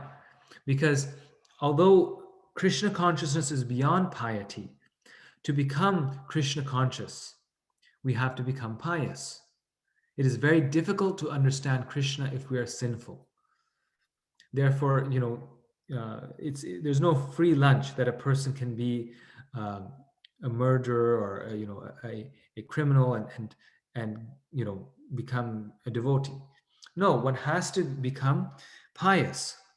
And that ultimate piety comes through devotional service. Devotional service is the ultimate piety. When we act out of love, out of service to Krishna, it is so pure and potent, this devotional service, that one is at once engaged in devotional service. And one becomes sinless. Prabhupada says, wherever devotional service exists, the material contamination cannot exist. So beautiful. So if we are engaged in devotional service, we cannot be contaminated. Contamination comes when our service stops. The material contamination cannot coexist. Devotional service to the Lord and the Lord himself are one and the same because they are spiritual. Devotional service to the Lord and the Lord himself are one and the same because they are spiritual. So devotional service is non-different than Krishna. Devotional service takes place within the internal energy of the Supreme Lord. The Lord is said to be the sun, and ignorance is called darkness. Where the sun is present, there is no question of darkness. Therefore, whenever devotional service is present under the proper guidance of a bona fide spiritual master, there is no question of ignorance. There's a verse in the CC that says, Krishna Surya Sama Maya Andakar, Jai Krishna Naitai Maya Andakar. It says, wherever Krishna is present, Krishna is like the sun. Wherever Krishna is present, there's no darkness. And here, Prabhupada is saying that bhakti is the same as the Lord. Devotional service and the Lord are non-different. It's a very big statement that he's made here. Devotional service to the Lord and the Lord himself are one and the same. Prabhupada made this point when people asked, where is God, where is Krishna? Then Prabhupada said that we will see Krishna through our service. And the reason we're not seeing Krishna right now because our devotional service is not fully purified. There's still some motivation, some selfishness, some impurity still there. Therefore, we are not seeing Krishna. But actually, through the devotee's service, the devotee sees the Lord. The devotee sees the Lord in his service. And that is because it's one and the same. So I was saying that how it's said that where there's Krishna, there's no darkness. Well, if devotional service is the same as Krishna, that means wherever there's devotional service, there's no darkness. There's no question of darkness. And therefore, there's this verse in the Bhagavatam that says that those who are constantly engaged in hearing and chanting about the glories of the Lord, for them, nothing inauspicious can come. What to speak of the residents of Vrindavan who are continuously engaged in, absorbed in association with Krishna. And they were continuously engaged in hearing and chanting about Krishna. How could there be anything inauspicious that comes to them? Not possible. Therefore, it's in the context of Krishna's killing Kaliya that nothing inauspicious could have come to them. And Prabhupada makes this point here that devotional service means service that is done under the proper guidance of a bona fide spiritual master. So we know that we're doing service when we are doing it under the guidance of an expert. Otherwise, we can mistake our service. We can mistake our own sense enjoyment to be service. So the guidance of the spiritual master ensures its purity.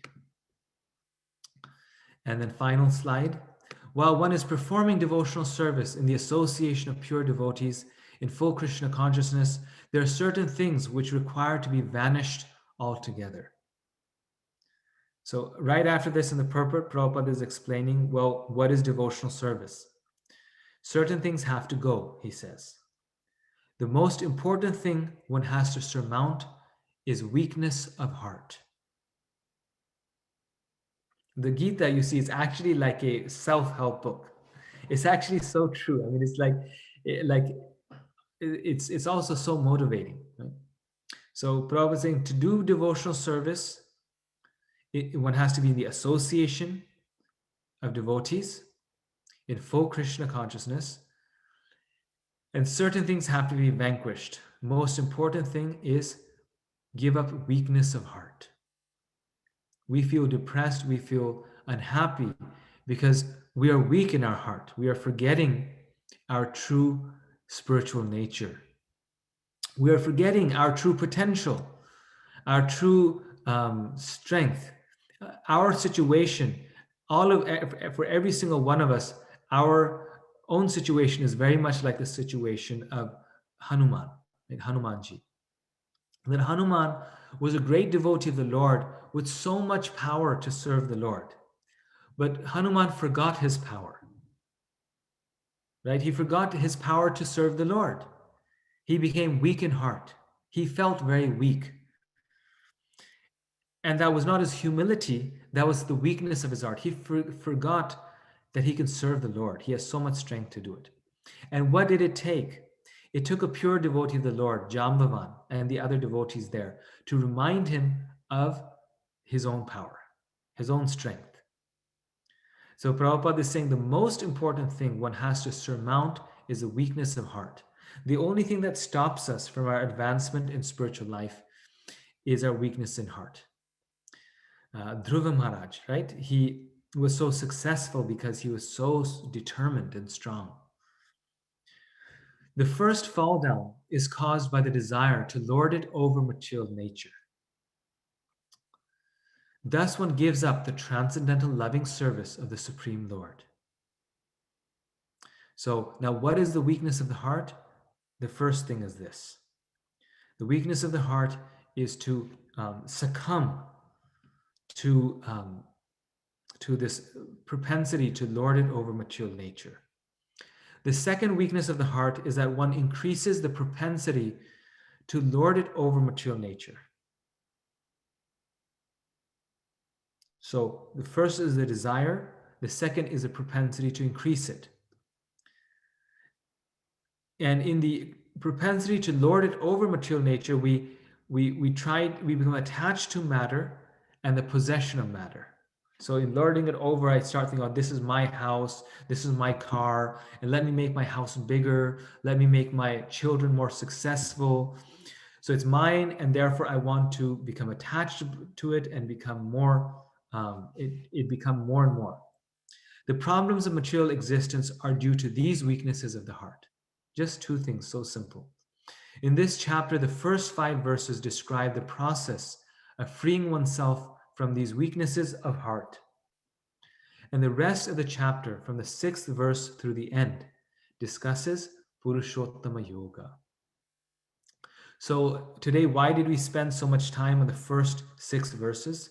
You might recall the first 5 verses we spent, at least 50% of the time, and the remaining verses 50%, because the first 5 verses are really describing to us what our position is. They free us from the weakness of the heart. We have chosen to live in the reflection world, not in the real world. And then the rest of the chapter is describing the spiritual world, the Lord.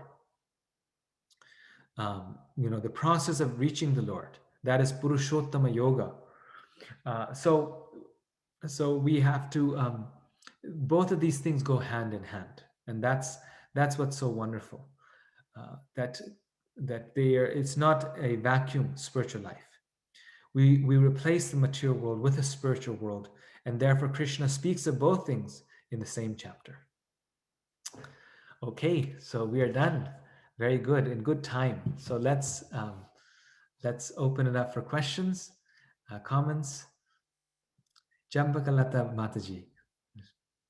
Krishna Prabhu, done with all good Srila Prabhupada and Gurudev. Please accept my humble obeisances. Thank you so much for explaining so nicely and taking so much time. It was such a wonderful class and cleared a lot of concepts. I have one question, Prabhu. Like you mentioned 1 or 2 times that we should have desire to go to the spiritual world.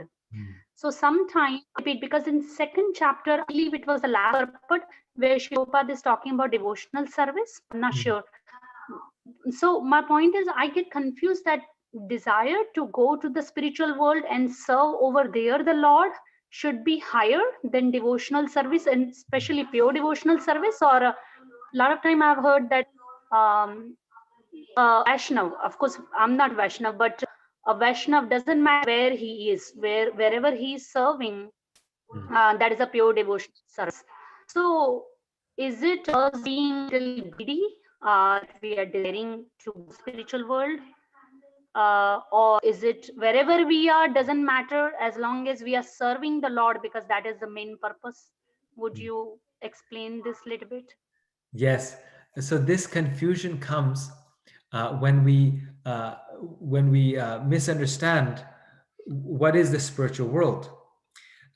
According to Srila Prabhupada, devotional service is the spiritual world, and spiritual world is devotional service, right? Just like in the last purport we were reading, Prabhupada was saying that the Lord and devotional service are non-different, right? He was saying Krishna and devotional service are non-different. Similarly, the spiritual world and Krishna are also non-different, right? The spiritual world is the Lord's Dhamma, and the Dhamma is an energy of the Lord. So therefore we can say, like they say, if A equals B equals C, right? That therefore the spiritual world is the same as devotional service. So devotional service, if we're doing it nicely, means that we will be in the spiritual world. And if we are in the spiritual world, we will be doing devotional service. So there's no problem there. In other words, therefore we desire to go to the spiritual world, because going to the spiritual world means it's actually a state of consciousness. And we may think that it's a place, but it's okay, because going to the spiritual world means being in connection with Krishna.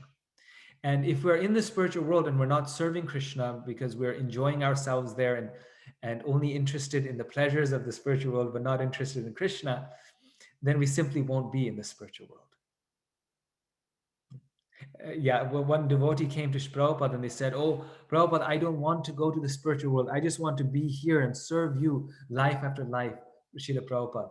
And Prabhupada said, "No, you should ask. You should be very eager to go to the spiritual world."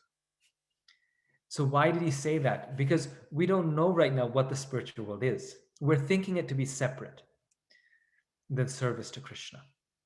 The spiritual world is not a place. It is devotional service. So he was making a distinction. You see, the problem was not that he wanted not to go to the spiritual world or be with Prabhupada. The problem was that that devotee was making a distinction. He was saying, Prabhupada, I don't want to go to the spiritual world. I just want to serve you life after life. But serving Prabhupada life after life is going to the spiritual world. Like the Pandavas, they are, when they're serving, coming to the mature world and serving Krishna in different roles, they are living in the spiritual world. When the devotees are traveling with Prabhupada, then they're living in the spiritual world. So the very distinction was the devotee's misconception. So Prabhu, it's mostly a state of consciousness, right, Prabhu? It's not mostly. The spiritual things are absolute. So there's no difference between Krishna, his abode, and devotional service. They're all the same. Okay, Prabhu. Thank you so much, Prabhu. Hare Krishna Prabhuji, sorry for interrupting. I just wanted to Thank you. add something on this point. Yes. I asked a similar question, the same question to one time recently, actually, to His Holiness Jayadvaita Maharaj Swami. And he made it very clear, because that's what I was hearing from different point of angles. And he said, no, we should always strive to leave this material world, and we should try to go to the spiritual world. That should be our desire, because whatever service we are doing right now, it's still, it's not pure devotional service. And this maya, this sansar, is, like full of maya.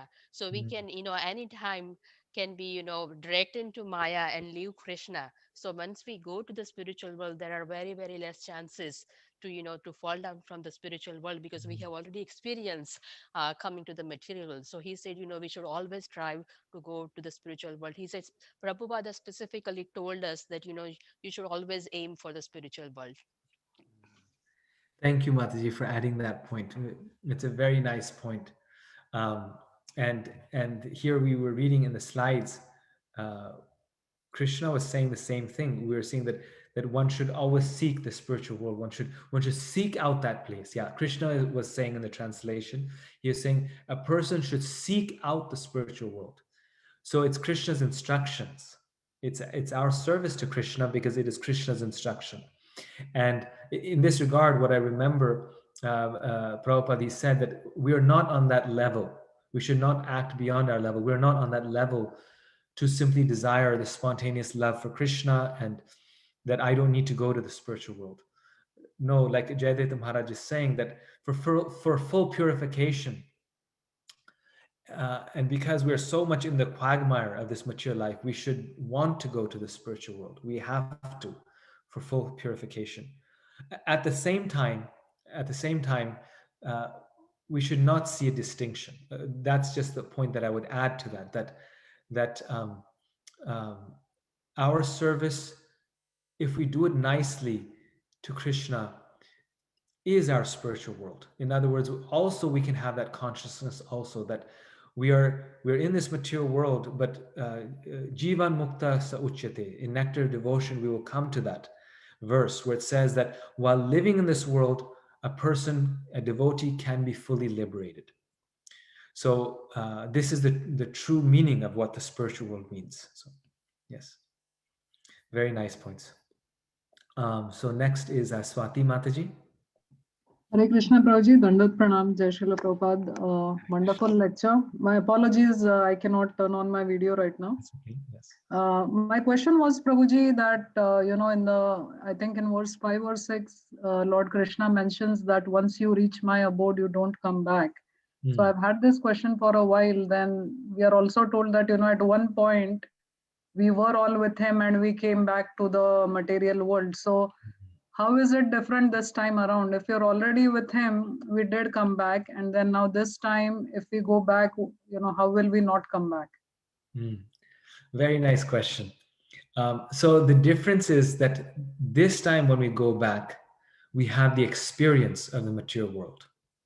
And the first time round, the reason we came is we did not have the experience. And you say, well, why is that different? It is different because, see, we have knowledge in the spiritual world. We have knowledge, and we're omniscient in the sense that we know Krishna and therefore we are omniscient. Yet we also have free will and freedom. And the nature of free will and freedom is that it is causeless. Therefore, it is free will, right? Free, because it is causeless to some degree. Prabhupada gives the example. He says that two people may love each other so much, but for no reason, one of them leaves. Why? Because it's the nature of love. And that person goes to the city and he experiences so many things. He gives the example of a son, right? A son leaves the parents, goes to the city, and experiences so many miseries and eventually comes back to the parents. But once he comes back, then he never leaves. So our choices are often causeless. But then if we have a reason not to make that choice, then we won't make that choice. So the first time we come, Prabhupada, another metaphor he says it's like a rich man who wants puffed rice. A rich man has gulab jamuns, he has rasgullas, pizza, everything nice. But somehow he may just want puffed rice. And he says this material world is puffed rice. It's just puffed rice. It's bland, it's hollow. But sometimes a rich man may want puffed rice. In the same way, sometimes we want to try it separate from Krishna. That is our misfortune. Papa, one of the translations of Papa is misfortune. And so we come to this world, we try to enjoy separate from Krishna, and then once we've tried it, once we've done it, then we become frustrated. We find our way back to the spiritual world, but we never forget our experience. We forget the details of it, but we don't forget how bad of an experience the material world was. So therefore, we never come back. So how is this logically possible? Well, it is, to some degree, it is more of an issue of rasa than logic. It is, freedom and free will is beyond logic. It is just our free will. It is our choice. Why we make the choice, we'll ask ourselves. We make the choice, we make the mistake. Once we learn from our mistakes, we will never make the mistake again. Thank you so much, Prabhuji. Thank you. Thank you. Hare Krishna. Indu Mataji. Hare Krishna, Prabhuji. Hare Krishna. Thank you so much for such a wonderful session, Prabhuji. You explained the whole banyan tree concept so clearly, and something that I never understood till now. So thank you. Grateful for that. I do have a question here that Krishna talks about the different. He talks about different levels of confidential knowledge. You can kind of put it that way. So over here in the 15th chapter, he's talking about the spiritual world and about his abode, what it looks like. So, and he says this is extremely confidential. So can you please, like in a nutshell, talk about all of the, like in the 9th chapter, we talk about confidential knowledge, 10th chapter, confidential knowledge. So can you please put them all together in perspective just so that I can understand it a bit better? Thank you so much, Prabhuji. Well, yes, and we can try to put it into perspective, but also it's very important to realize that the whole Bhagavad Gita, the entire Bhagavad Gita is very confidential knowledge. And so Krishna, he says this, he mentions this, and like you're saying, he says it for every chapter. This is the most confidential. There's no knowledge higher than this, because it is all the same knowledge. And so in some ways it's completely true what he's saying, and it's also contradictory, but it's also completely true. So this is kind of the logic of the spiritual world. In the spiritual world, everything is perfect, yet even within the perfect, everything is most perfect. Everything is most perfect, and simultaneously most perfect, even though so many things are most perfect. In the material world, if you have three things, only one of them can be most perfect, because that means the other things are less perfect, right? But in the spiritual world, everything can be most perfect. How is that possible? It's because it's absolute. There's variety, but it's also absolute. But just to try to put it into perspective, In chapter 9, Krishna gives the process of devotional service, the process to reach him, the process of bhakti, and therefore it's the most confidential knowledge. In chapter 10, Krishna says this knowledge is even more confidential, and Prabhupada actually says that it's because he explains the process of how to do devotional service, which is to always think of Krishna by seeing Krishna in all things. So in some ways, chapter 10, he's saying, is an explanation of chapter 9.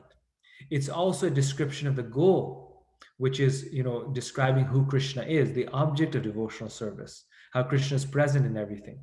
Then in chapter 11, Krishna shows the universal form, which is also prayojana, it's the goal. Here, this is who God is. In chapter 12, Krishna again gives the yoga ladder, right? He describes the whole yoga ladder on how to reach him, and shows the supremacy of bhakti, supremacy of devotional service, right? And then in chapter 13, Krishna further, he then answers Arjuna's questions about kshetra, kshetragya, it's more focused on the philosophy of nature and how we can become free of this material world. Again, he's describing, how do we gain freedom from the material world so that we can get devotional service. Chapter 14 describes the modes of nature, that, this is how the world entangles us, and therefore this is how we can disentangle ourselves. And then in chapter 15, here, Krishna is then really telling us how the whole thing relates to the spiritual world. You see, so now the material world is the world of the gunas. How is this related with the spiritual world? And he's giving us knowledge of that spiritual world, which is very unique. Why? We take it for granted, but if you study the world's religions, you'll see that knowledge of the kingdom of God is something that most religions don't talk about. It's considered something very confidential. When Jesus was asked about the knowledge of the kingdom of God, then that was one point that he stopped and he said, "You're not ready for this, so I won't tell you." So, other questions when he was asked, Jesus responded. But then when he was asked, "Well, can you tell us what the kingdom of God is?" then he says, "You are not ready right now. I won't tell you this knowledge." So chapter 15, what we're doing is, just from a perspective, it is actually very special knowledge, because Krishna is revealing something that most traditions, most prophets and teachers are not willing to reveal.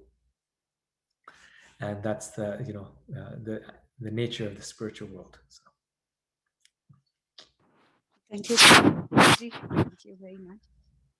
Thank you. Very nice question. Kapil Prabhu. Hare Krishna Prabhuji. Thank you so much for such an enlightening message.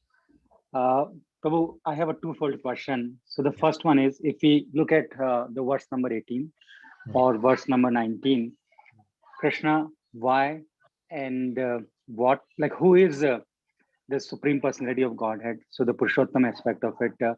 And then in the 19th verse, he also reiterated the yoga aspect of it. So I think when we look at 18th and 19th, we understand who the Purushottam is and why this yoga is imperative.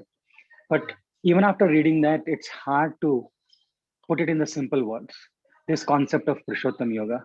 So if you can help us describe the Purushottam yoga in a simple term, that is my first question. And Prabhu, an extension of Swati Mataji's question, last week in one of our Gita discussions, someone asked me this question, that then why are we here? And the concept of why are we here is, the person was going through a lot from a material standpoint. And he said that if he's our father, why the father want me to suffer? And it's hard for me to understand. And we were in the 4th chapter. So I tried to give the answer on the basis of karma and the free will, but I want to hear your perspective on this, or anyone else's perspective on this. Thank you, Prabhu. Nice question. So to answer your first question, Purushottama Yoga, the yoga of the Supreme Person, it's actually a very good question that you asked. The title is, Prabhupada's title is the Yoga of the Supreme Person. So one may ask, well, how can you do the yoga of the Supreme Person? right? You can do like bhakti yoga, which is the yoga of devotion, or you could say the practice of devotion. You can do jnana yoga, which is um, the practice of knowledge.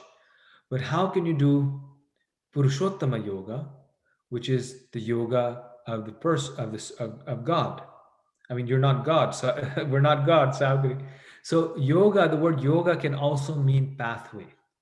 And this is just, I mean, I'm just answering an answer based on my limited knowledge. I haven't read this. I mean, I haven't seen this explanation before, so you can take it with a grain of salt.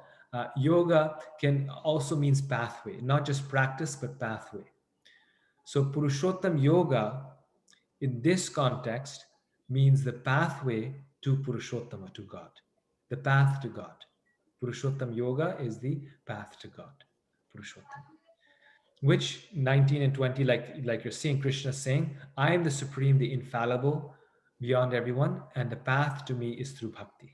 So the path to God is Purushottama Yoga, which is through bhakti to Krishna. That is Purushottama Yoga, bhakti to Krishna. So this is the first answer. For the second question, uh, so see, the main thing, the main essence of bhakti, the main essence of the spiritual world is love. And love means freedom and free choice. Right? Without freedom, you cannot have love. So although Krishna, Krishna leaves us, makes us, we're completely voluntary in whatever we do. But the one thing that Krishna will not allow is to make us involuntary, meaning to take away our freedom. Krishna is all powerful, but out of his choice, he never takes away our freedom. So the mistake comes when we over philosophize these things. People, they overcomplicate it. The point is actually very simple. We are in the spiritual world. Everything is wonderful there. Krishna is wonderful. And we make the choice. We have freedom. We make the choice not to love Krishna, but to compete with Krishna. And there's no place for that in the spiritual world, so we come to the material world. We have experience of that in the material world. Right? We have experience of people like this. At work, you probably have someone like this. Everything's going well, everything's going nice, but this person has to stab you in the back. Why? Because love and hate are two options. We have freedom. That is the nature of the soul. In the same way, in the spiritual world, we become envious of Krishna. Envy, Prabhupada says, is our first sin. Every religion, in fact, says that. It's interesting. So we become envious of Krishna, so we come to the material world. But once we learn our lesson, because it's perfect for its purpose, the material world is Krishna's creation. It teaches us that lesson so well, we go back to him and we never make that mistake again, because we learned our lesson. So why do we need to learn it again? We don't. So Krishna makes that arrangement. So yeah. Does that answer your question, Prabhu? Yes, Prabhu. Thank you so much, Prabhu. Thanks a lot. Thank you. I think Narayan Prabhu, I think you're next.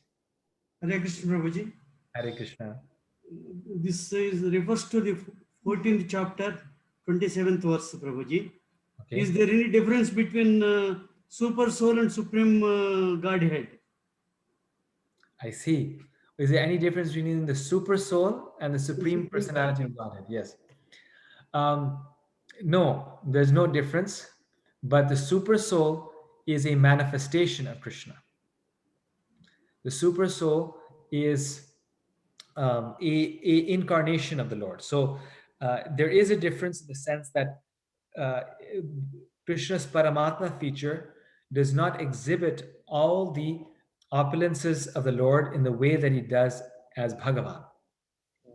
So in Bhagavan, there's also Leela and Rasa. In Paramatma realization, there's no Leela. Paramatma is just standing there, like this. There's no Leela. The Leela is missing. So it is the same Krishna, but without the exhibition of Krishna's Leela.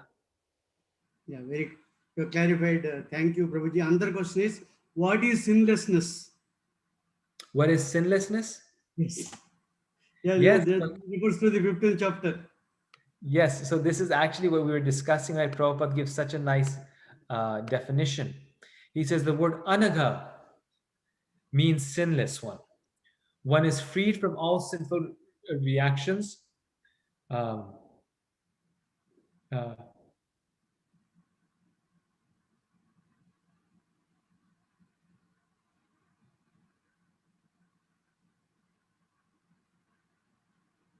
yeah.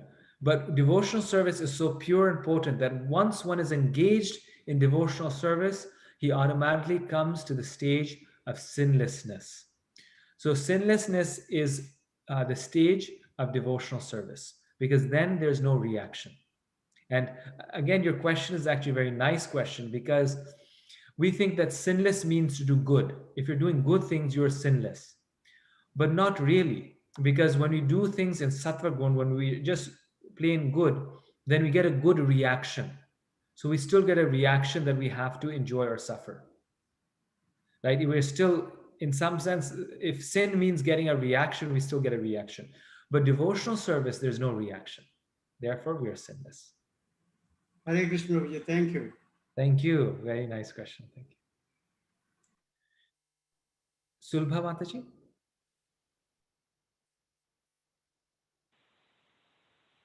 Hare Krishna, Prabhuji. Am I audible? Hare Krishna. Hare Krishna. Thank you so much. Like, I don't know when we can pay you back because what you are giving us is really amazing. But the thing is, I am a Munda, so I don't understand all these things. Like whatever we are discussing, like today I conclude that, okay, now you know what the Karma Yoga is based.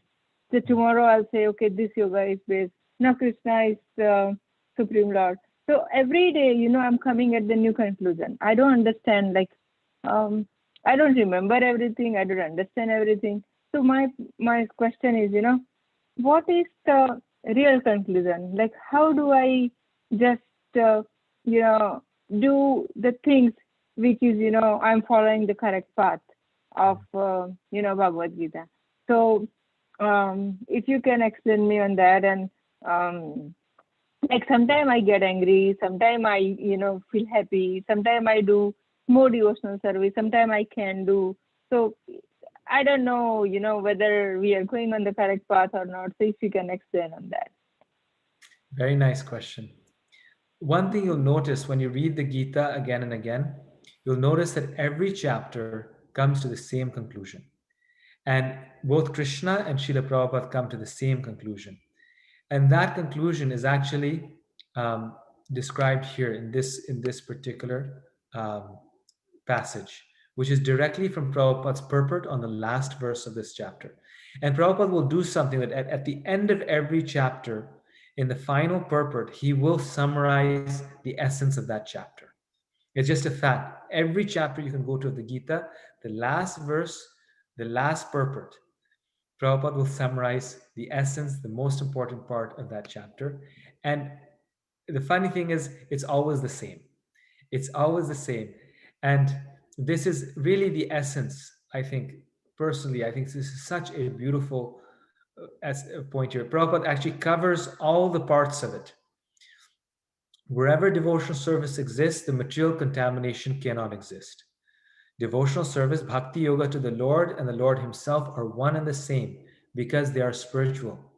Devotional service takes place within the internal energy of the Supreme Lord. The Lord is said to be the sun, and ignorance is called darkness. Where the sun is present, there's no question of darkness. Therefore, whenever devotional service is present under the proper guidance of a bona fide spiritual master, there is no question of ignorance. So the guidance of the spiritual master is very important.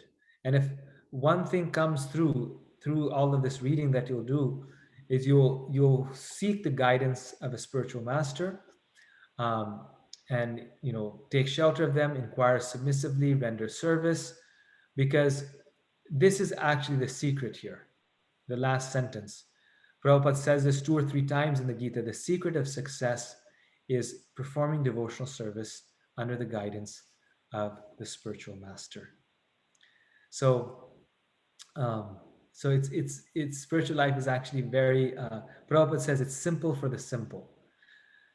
Um, all of these qualities, these difficult achievements, are very easily achieved by the process of devotional service, and therefore we should take it so seriously. We should try so much to, and there's so many ways to serve the Lord, but we should try to always be engaged in the service of Krishna. Thank you, Prabhuji. So that means if we are following the spiritual masters Ajna and we are doing everything, that means we are doing good. Yes, but to follow the spiritual master is not easy. You see, I mean, ultimately for all of us, Prabhupada is the Param Guru. He's the spiritual master. And Prabhupada is, following him means imbibing his instructions. So that's what we're doing now. So that means reading his instructions, understanding them, following them. Yes, of course, if we can just do that, but it's not so easy. We're constantly striving to fulfill what the spiritual master is saying. Right, true. So sometime in a day we spend in our own thing. So I feel guilty, right? Let's say, I have not done anything, like I'm not reading, or sometimes I'm relaxing, watching something. So I feel guilty. So is that okay to do that, or that's natural? Well, there's no reason to feel guilty, because whatever we do, we should not think this is devotional service and this is not. We should not lead our life in that way. Whatever we do it as devotional service to Krishna. So we can find a way to engage that in the Lord's service.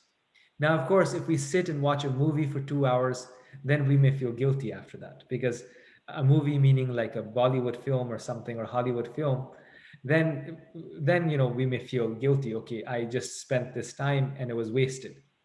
But everything else, I mean, but the sort of the urge to watch something nice can be engaged in the Lord's service, right? By watching Ramayana, Mahabharata. The urge to read something can be engaged in the Lord's service. The urge to care for our family can be engaged in the Lord's service. So what is there to feel guilty about then, right? Everything that we have can be engaged in Krishna's service. So therefore, it's all the same. It's all for the devotee. There's no two lives. It's all the same life. Sure, thank you. Sorry, I'll not take much time, but one last thing. So that means, let's say you are watching movie to please kids, and then you think, okay, one day my kids will be kind of engaged in Krishna service. So is that okay? No, see, we're watching the movie to please Krishna, and the kids are also watching it to please Krishna. So everyone should be doing everything to please Krishna. And so therefore, the only movie that we can watch to please Krishna is a movie that is in service of Krishna, right? Or is in some ways related with Krishna. So Your Ever Well-Wisher is the life story of Prabhupada. Even it may be something like not exactly directly related with Krishna, like let's say the movie Gandhi. You may be watching it with your children so that they know something about Indian history. They need to learn about Gandhi. And then as a result of that education, they can become nice devotees. But that has a purpose in their devotional education. Furthermore, you can relate Gandhi with the Gita and with Prabhupada, and you can tell them, okay, this is what Prabhupada said about Gandhi, this is what Gandhi said about the Gita, like this. But yes, if you just watch a cartoon with them, then that's not relating it. It's very difficult to relate the cartoon in service to Krishna. So whatever we do it with a motivation. We use our intelligence in, well, how can I watch something or do something so that I can dovetail it in Krishna's service? That is the goal, to engage everything, all of our time, to dovetail it in Krishna's service. Thank you so much, Prabhuji. Thank you. That explains a lot, and then I'll try to implement that. Thank you. Hare Krishna. Namaskar. Pushpanjali Mataji. Hare Krishna Prabhuji, Dandavat Pranam. So thank you so much for the class and your patience. Prabhuji, I have questions about the exam. We are doing it with our local authority, right, Prabhuji? Is that decided? Yes, that's what it seems like, because it's going to be a little difficult to figure out all the technology. So and also I was thinking it might be, it's nice. It makes it a little more personal. Sometimes, then your local temple is involved. They know that you're doing it. Um, so yeah, I was actually pretty soon going to make a decision on that. And then what I'll do is I'll ask everyone who is taking the exam to send me an email with the name and email address of the person you want to administer it. So that should be a temple, someone related, connected with the temple. But you can just send me the name and email of the person, and then I'll email them the exam. They'll administer it, and they'll email it back to me. So Prabhuji, can we recite the verses to them? I mean, if you're doing it with our local authority instead of the, we can write the English translations and the verse number, but the reciting part, can we do it? Can we just recite and save some time, right, to practice all the spellings? I prefer that you write it because writing is more, you could say, we imbibe it more when we can write it down. At the same time, if someone if they, sometimes writing so much is hard for people. I mean, it's a fact. The hand starts hurting. Then if they're wanting to do that, they can recite the verses and maybe write down the translation. So something like that. But at least the way I did it, I wrote down the verses. I wrote the translation and the verse, which was good for me. So, but everyone can see whatever their limit is in terms of writing. I know it can be a lot. Okay, thank you so much. Thank you. Very nice question, Mataji. Brandy Mataji. Hare Krishna. Thank you. Such a nice Saturday to converse and go over the glories of Krishna and Srila Prabhupada. I had multiple questions and a realization, but I guess I'll just start with this first one and see. I get confused on this a lot, and I've probably asked it before, but can you please elaborate on how Prakriti and Jiva and all of this is also eternal, like with Krishna? How is there not, or is this something that we just can't understand? Is this something that we're never going to be able to know how and when any, like, I think you get what I'm asking. Right. So what is the relationship you said between Prakriti and Jiva? No, like how Prakriti and Jiva are always eternal, correct? Correct.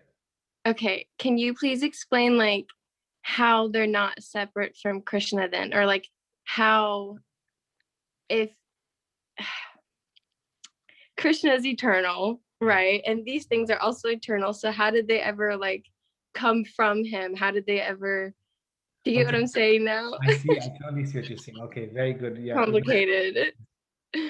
So actually, there's a Christian saint, Thomas Aquinas. He talks about this also, and he tries to explain it. That's why I'm bringing him in here. The word that he uses is continuous creation, meaning that Krishna is continuously creating. So it's not that he didn't create them. He did create them, but he's continuously creating these things. Now, what does that mean? Well, let's use a metaphor. The sun is continuously creating the sunshine. So the sunshine is always coming from the sun, even though they're not the same thing, and they're also not separate. So this is achintya bheda bheda, oneness and difference. The soul and the prakriti is one with the Lord, because like you're saying, it's always been with the Lord, it's created by the Lord, it's part of the Lord. Yet it's also different because the Lord is the cause and Prakriti is the effect. The sun is the cause, the sunshine is the effect. And how can, well, if it's always been there, then how can you speak of cause and effect? Therefore, we speak of it as dependence and independence. Without the sunshine won't be there. But the sun can be there without the sunshine. In the same way, Krishna could, theoretically speaking, exist without us, but we cannot exist without Krishna. Even though we've always been there with Krishna, it's always been there, but still, you could say the distribution of power is such that Krishna is a source of power, and we are only powerful if we are plugged into Krishna. Okay, that really helps. So we're like aspects of it. And that doesn't mean that we had to come or something had to come after something's an aspect of something. It's still always there with it. That's right? exactly it. Yes, that's a very nice way to think of it. That it's not exactly that we come from Krishna, we are part of Krishna. Because coming from Krishna means that at a certain way we weren't there, and so then Krishna created us. Therefore, in the scriptures, you see how Vishnu is the maintainer. Right? Why wasn't Krishna or Vishnu the creator? Because of this idea that time is cyclical and the world is eternal, the souls are eternal. Creation is really a meaningless idea. It's just a transformation. Really, creation is just a transformation. The main thing that makes God God is the maintenance. That Krishna has kept us in place. Krishna maintains us since time immemorial. Because it's like the body maintains the finger. It's maintained by the finger, by the stomach. Okay, thank you. That really helps. Can I ask briefly my other question? Sure, go ahead. Okay, thank you. So I was curious about this in the beginning of the lecture, and I don't remember where I wrote down what I said that, oh, yeah, okay, so under the guidance of a spiritual master, we can ensure the purity of the service that we're doing, that we're performing. But you came back to a quote from Prabhupada again at the end saying that devotional service cannot, like, contamination cannot coexist with devotional service. And so how then, does that mean until we're pure, we're not actually doing devotional service? Because to me, contamination doesn't imply something to be like wholly bad or anything. Like it's just a part of the process of becoming pure, but making it black and white, saying that they just can't exist together is really confusing for me. Yes, and you're absolutely right, because it's not black and white. Pure devotional service is when we are fully purified. But we are doing devotional service so that we can get to the platform of pure devotional service. So like we were saying, karma mishra bhakti, right? Devotional service mixed with personal desire is still devotional service, but it's mixed. So some for Krishna, some for me. Or, I'm making, sandesh for Krishna, but I also obviously want to eat it. That's why I'm making it also. Whereas Mother Yashoda, she's just making it for Krishna. So this is you could say, the dynamic. So the Bhagavatam, it talks about devotional service in different modes. And in fact, it says you can have devotional service in the mode of ignorance. Like, how is that possible? Like a terrorist, right, who blows up something in the name of God. They're saying, I'm serving God, but that service is in the mode of ignorance. Devotional service in the mode of passion is when we're serving Krishna, but it's kind of all about us. It's like, I have to be good, I have to be good. It's like, it's going to be, it's very passionate, very ambitious. Personal ambition is also there. Devotional service in the mode of goodness There's also devotional service, but there's an attachment to peace, happiness. So the gopis, they're famous because they're willing to go to hell for Krishna. So they were beyond goodness. Whereas sometimes we're attached to the peacefulness of life. And we want to serve Krishna, but within the context of that peacefulness. And pure devotional service is when it's just done for Krishna. There's no consideration of personal gain or safety. There's no consideration of happiness and distress. It's done for Krishna. Thank you. Thank you. That kind of went along with my realization. I don't know if I can explain this exactly clearly either, but I was thinking about the different and multiple examples made me think of this, but how Krishna has a lot of features that are like dichotomous. And like it talks about that in chapter 10, and we talked about it today with like verse 15. Well, verse 15 is what made me think of it. The remembrance and forgetfulness, that Krishna is the source of both of those. And it reminded me of how, well, it made me think of how these things are in Krishna, but it's interesting how they're also found in his devotees. So like the residents of Vrindavan, they're constantly absorbed thinking about Krishna, remembering him, but they forget that he's the supreme personality of Godhead. And it's just so mystical. Like Krishna is mystical in that way, but then it also, he makes his devotees mystical in that way too. So yeah, okay, thank you so much. This really helped. Yes, no, it's actually that Krishna actually, his devotees get, like Arjuna, he expands himself in a few different forms so he can serve Krishna in different relationships. So devotees, they start to get, the qualities of the Lord in those same ways. Yes. Yeah, you can see it in the pastimes. It's there. Thank you. Hare Krishna. Thank you. Hare Krishna. Kishore Prabhu. Hare Krishna, Prabhu. Thank you so much for a wonderful class and discussions. Prabhu, my question is related to the exam. So you said, you need to send me the email, right? Like the email should be from the person who referred me or anybody from the temple? No, you can just send me, well, see, sometimes the person who refers you is not present there locally. Everyone has a different situation. So, it should be someone, I think the Bhakti Shastri says it should be an authorized representative, like someone, who has some, it's not just a friend. Well, a friend can also do, but someone who will keep the standard, right? Will make sure everything's honest and all these things. So some of you are in places where there's no temple or no devotees. You're there all alone. So that's another challenge. But we basic ideas for most of you, the name and email you can send me of your temple authority. For most of you, it's going to be the same, for the same situation. And then I can email the exam to that person.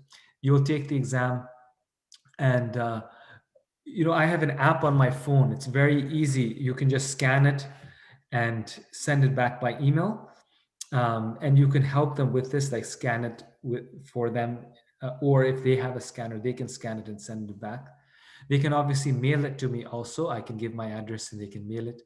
But generally, scanning is easier for people. Then you don't have to, put it in an envelope. And so yeah, that's like I've administered it for others before when I wasn't teaching Bhakti Shastri, and that's how we did it.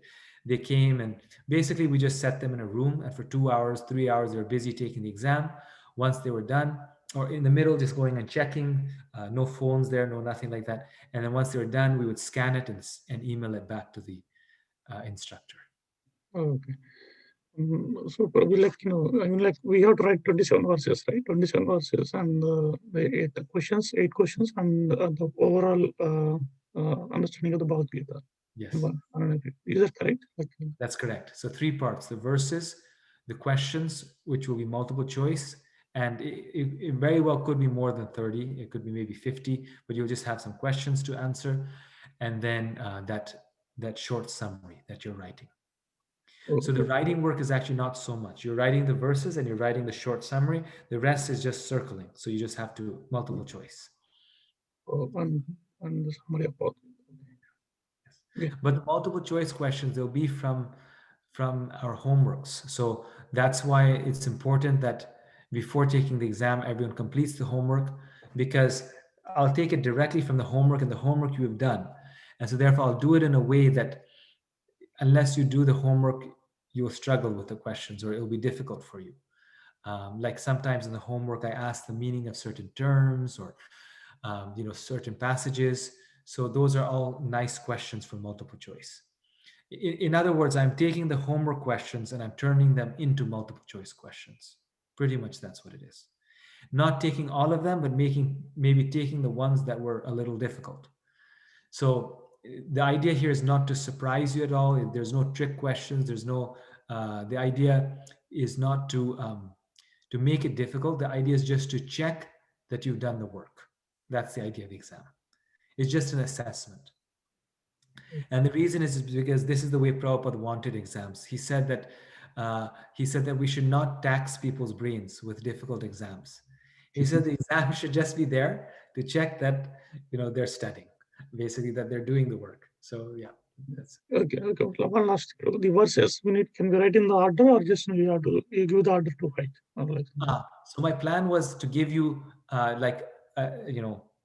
say which verse, write down the verse in which Krishna says that we change bodies like we change clothes. This was not actually one of your memorization verses. It's just an example. So which verse does Krishna say that you change bodies in the same way that you change clothes? Because if you're ever giving a class, you'll need verses to illustrate certain points. So I'll ask you the point and you write down the verse. Okay. Yeah, so, because when you're giving a class, no one will say, no one will give you the first word and say Sarva Dharman, and then you say the rest of the verse, right? In real life, that's not how it works. In real life, you need a verse to illustrate a certain point that you're making, to show that we are following Shastra. This is authorized. So, a verse about transcendental knowledge, the importance of transcendental knowledge. So you're speaking to someone, you're giving a class on the Gita to a group of businessmen who are interested more in money, and you want a verse to illustrate the fact that spiritual knowledge is so important. So there's verses in the Gita which talk about spiritual knowledge. Then you may need a verse that establishes that Krishna is the Supreme Personality of Godhead. Param Brahma, Param Dhama, Pavitram. So Krishna, so I'll say, write down a verse that says Krishna is the Supreme Personality of Godhead. And I'll be specific so that, sometimes there's two verses that describe the same thing, but I'll be as specific as possible. So it's only 27. I mean, it's a lot of verses, but there's only 27. So just go through and see, okay, this is what this is talking about. So yeah. Okay. Thank you so much. Yeah, you only need above 70% to pass the exam. So if you've done the homework and you know the summary, then even if you miss 4 or 5 verses, it won't affect you. Your goal should be to get 100%. That's the best. But even if you miss 4 or 5, you're allowed to miss 4 or 5 because you just have to get above a 70% to pass. If you get like something above 90%, then I think you get honors. But even then you can miss a few. But the key point is that you have all the questions in advance. You have all the questions in advance. You have the 27 questions about the verses, right? The 27 verses Then you have the summary, which I've told you in advance. And then the rest of the questions will be directly, like I said, reincarnations of your homework questions. So you have all the questions in advance. It's just a matter of studying them. Okay. Thank you. Sorry for interrupting, Prabhuji. Could you also please explain about the situation for people who don't have devotees around them?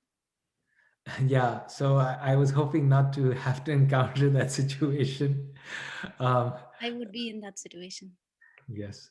A trusted family member can do it for you. So your husband or Myself? I trust myself. Well, someone should administer it. I mean, according to the Bhakti Shastri rules, someone should administer it. So it can even be a karmi. I mean, it can be just a neighbor or someone, anyone who you feel comfortable with. It's like you're taking you could tell them you're taking a scriptural studies class, and they can come and administer it. There must be someone who you know, right? So, So, Prabhuji, can I ask a quick yes. clarification? So the model that you have mentioned means almost that it need to be like in a physical contact Yes. setting where I kind of, at least meet them. They give me the question, they have to print it out, give it to me, then they have to do the scanning and email and all that.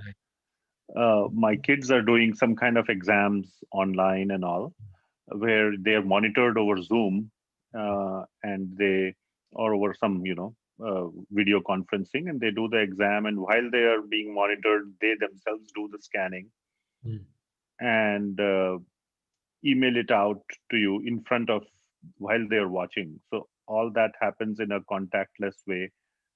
And the way you could send the question paper is directly to me, and you would note that might mean a little bit more work for you, but anyway, you have to send it to them. But I can tell that when I'm starting the exam, there'll probably be a time limit also, like 2 hours, whatever, some time limit. Yes. So if you send the email the exam directly to me, and the timer starts then, and within, after, let's say it's a 3-hour exam, so let's say another 15 minutes for scanning.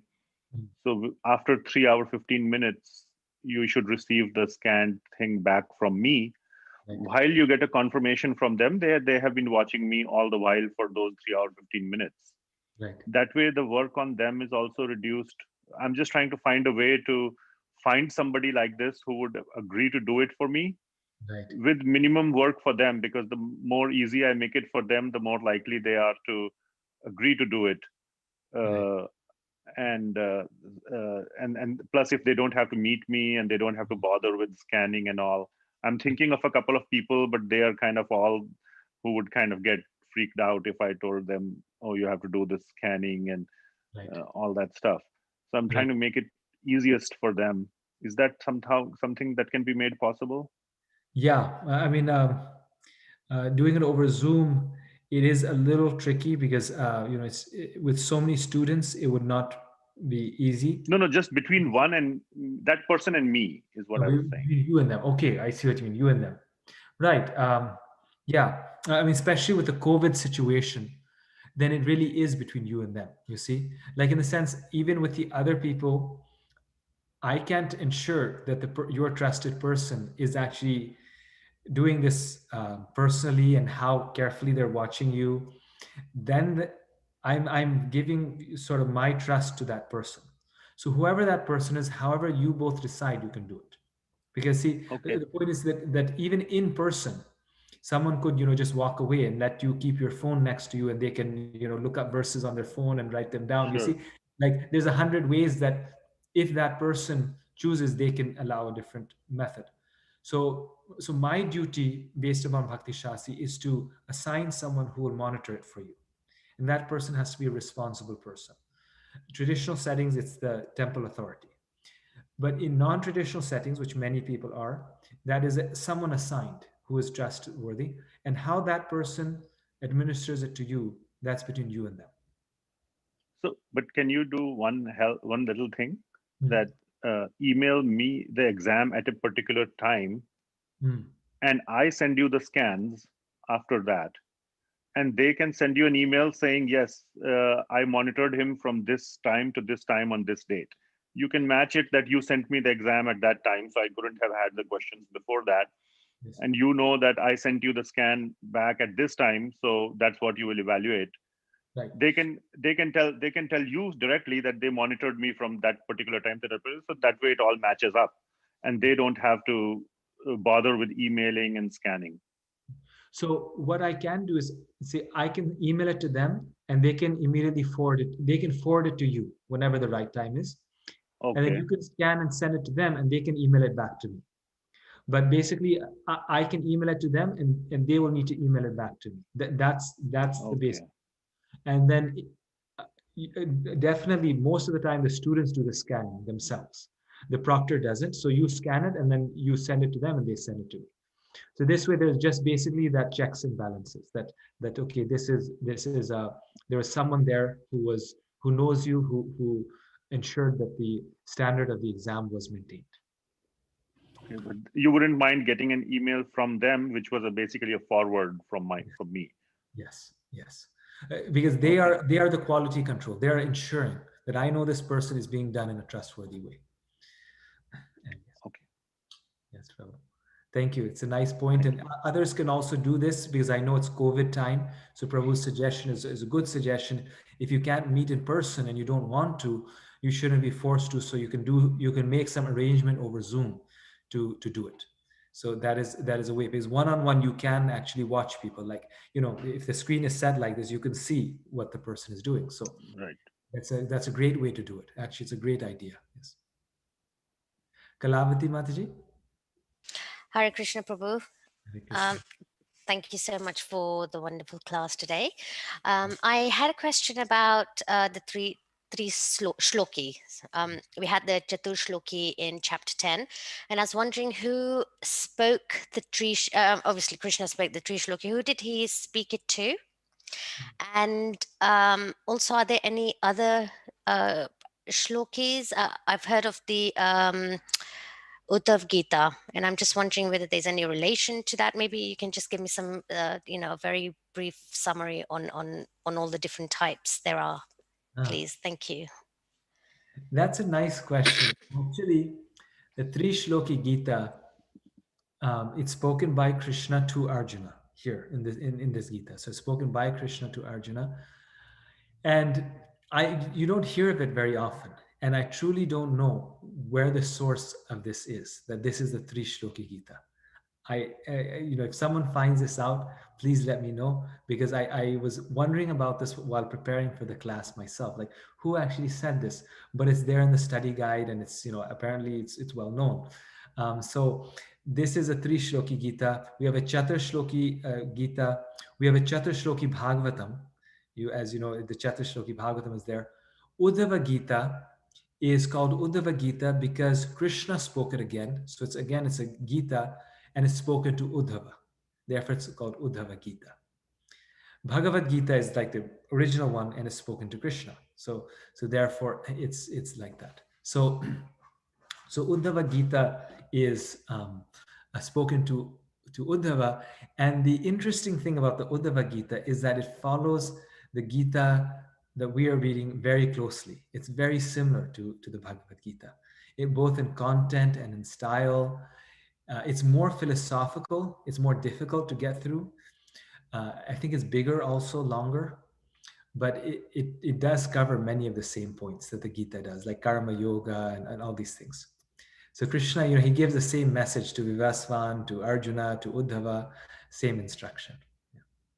So the Uddhav Gita is within the Srimad Bhagavatam, as you said. How many verses is it? Or is it a much condensed version? The Uddhava Gita is in the Srimad Bhagavatam. It's longer than 700 verses from what I recall. Ah, okay. But it's in the 11th canto. There's a few chapters there. It's not longer, but it feels longer. It's definitely more dense. It's very intense philosophy, very philosophical in nature. Okay. And Srila Prabhupada did not translate it because he translated up to the middle of the 10th canto. For Uddhava Gita, we have Hridayananda Maharaj and Gopiparanandhana Prabhu, their translation. Bhumipati Prabhu has also done a very nice translation with the commentary of Bhakti Siddhanta Saraswati Thakur. Oh, wow. Yeah, and it's available as a separate book. The 27 Gurus, the famous one, right, in nature, how the sage learns through learning from the python and all those things. I believe that's part of the Uddhava Gita as well. Okay. Thank you so much. Thank you, Prabhu. Haribol. I have to leave at 12, so we won't probably get to everyone, but just to the people who are asking for the first time. Ram Tulsi Prabhu. Hare Krishna Prabhu. Thank you so much. Because of my son, I'm a small baby. He's always making noise, crying, and so then one they just slept. So I have this question because in Bhagavad Gita chapter 2, Krishna says like Trigunya Visaya Veda, Nistrigunya Bhavarjuna, Nidondwa Nishta Sastosto, Niyoga Chimatmavan. So he says the Vedas is like under the three modes. They talk about the three modes. Now in this chapter 15, now like we can see Krishna is trying to say now like from Vedas I have to be known. But we like the based on chapter 2, he's trying to say he's beyond the three modes, right? So how is it conflicting, or like how we can understand this? Good question. Actually, both things are mentioned here in this chapter. Krishna is saying that the Vedas are the leaves of the material tree.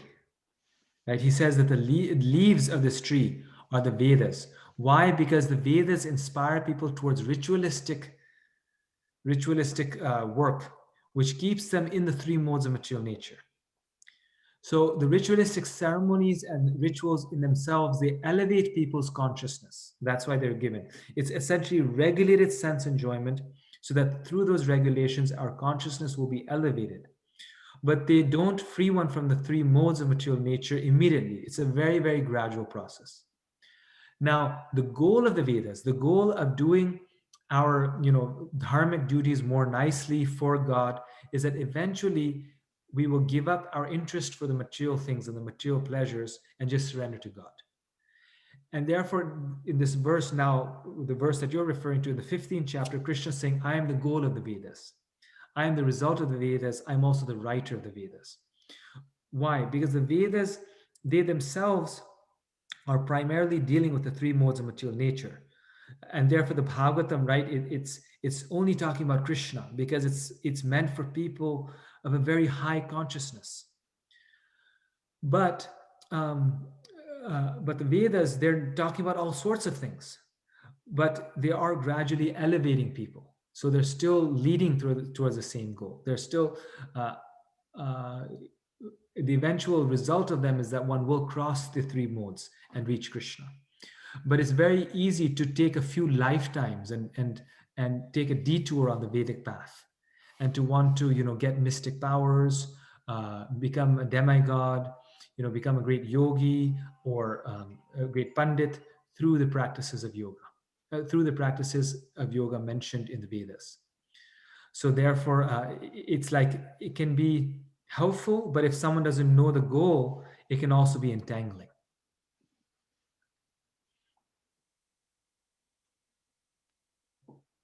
Yes, thank you, Prabhu. So it's both things, like you were saying. It's Krishna says, and he makes this very subtle point many times in the Gita, like you're saying, is both things. Yeah, go ahead. Because because the second chapter, like it seems as if you cannot understand Krishna through the Vedas, right? Now when he says over here, like from all the Vedas, this is the most confidential part of the Vedic knowledge to understand me, it's something two separate things, that's why. Yes, Prabhu. No, that's exactly the thing. It's like we say that the Bhagavatam is a commentary on the Vedanta Sutra, and the Vedanta Sutra is the essence of the Vedas. And the Bhagavatam, we say, is the fifth Veda. So on one hand, we accept the Vedas. On the other hand, the Vedas are the word of God. On the other hand, we say that the Bhagavatam supersedes the Vedas. So it's both things. It's kind of like, the essence of the Vedas is the Bhagavatam, but you won't get that essence unless you read the Bhagavatam. You see? So it's there, but that confidentiality is revealed through its hidden treasure somehow. Exactly. Yes. Thank you, Prabhu. Thank you for sharing that. Ambika Mataji.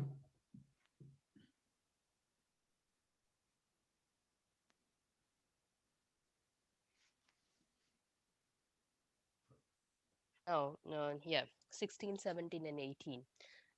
So I think we'll be done on April 3rd.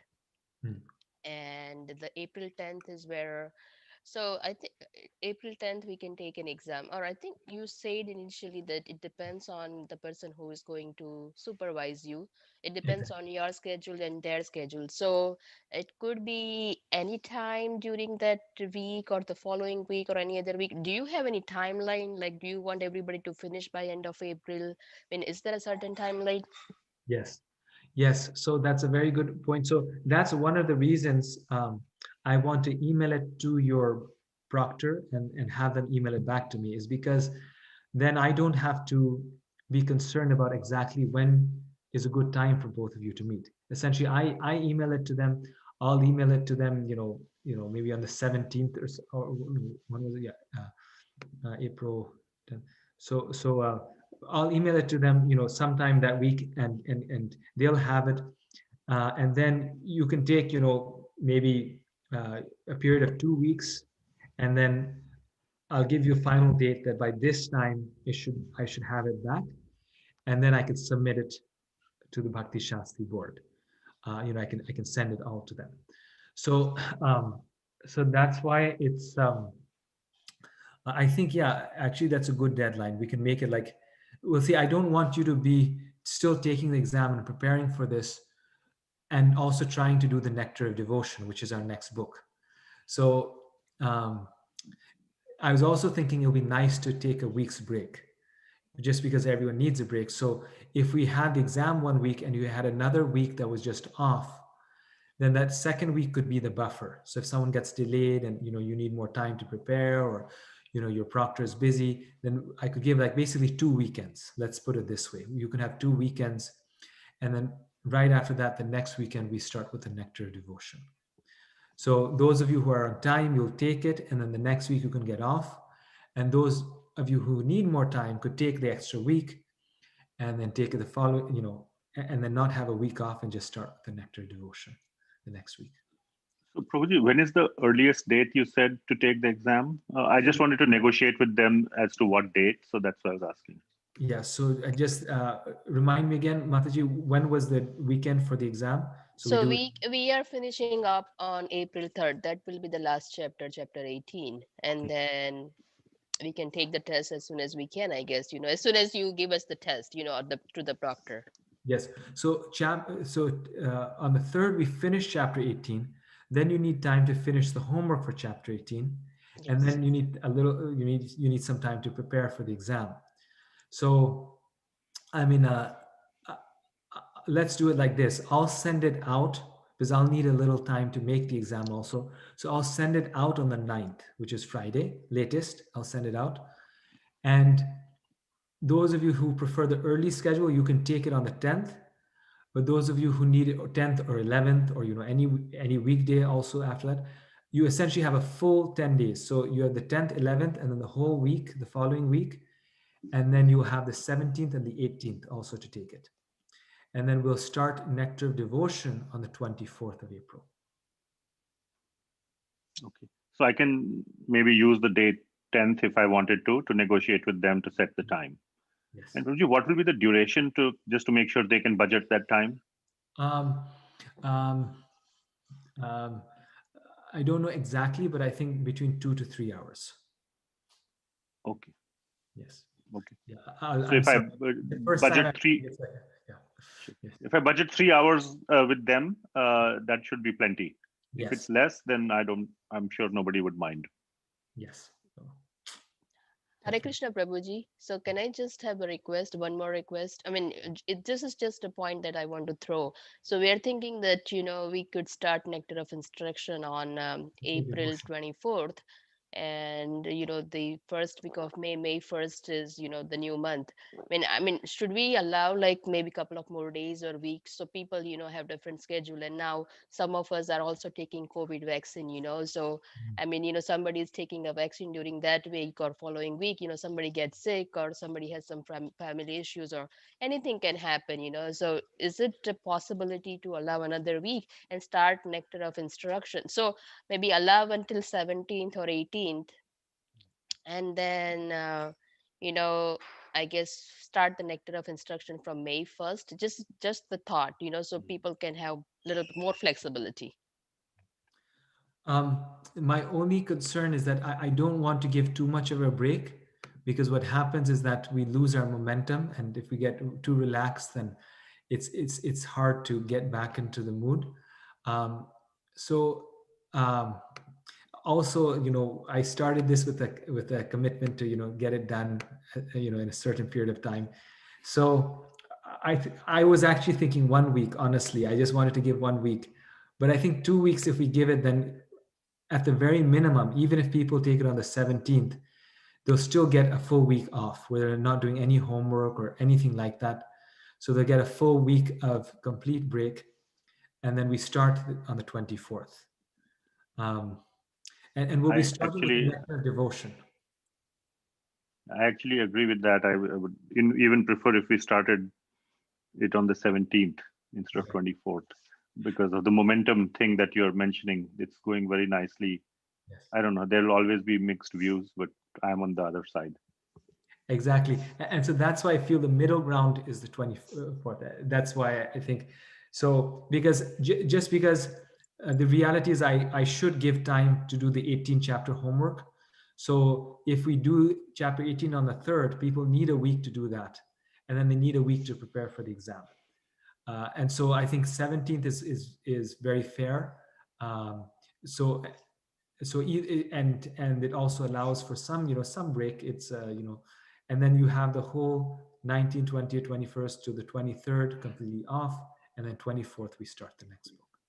Approximately how many weeks do you foresee, Prabhuji, for Nectar of Devotion? Just very, very, very rough.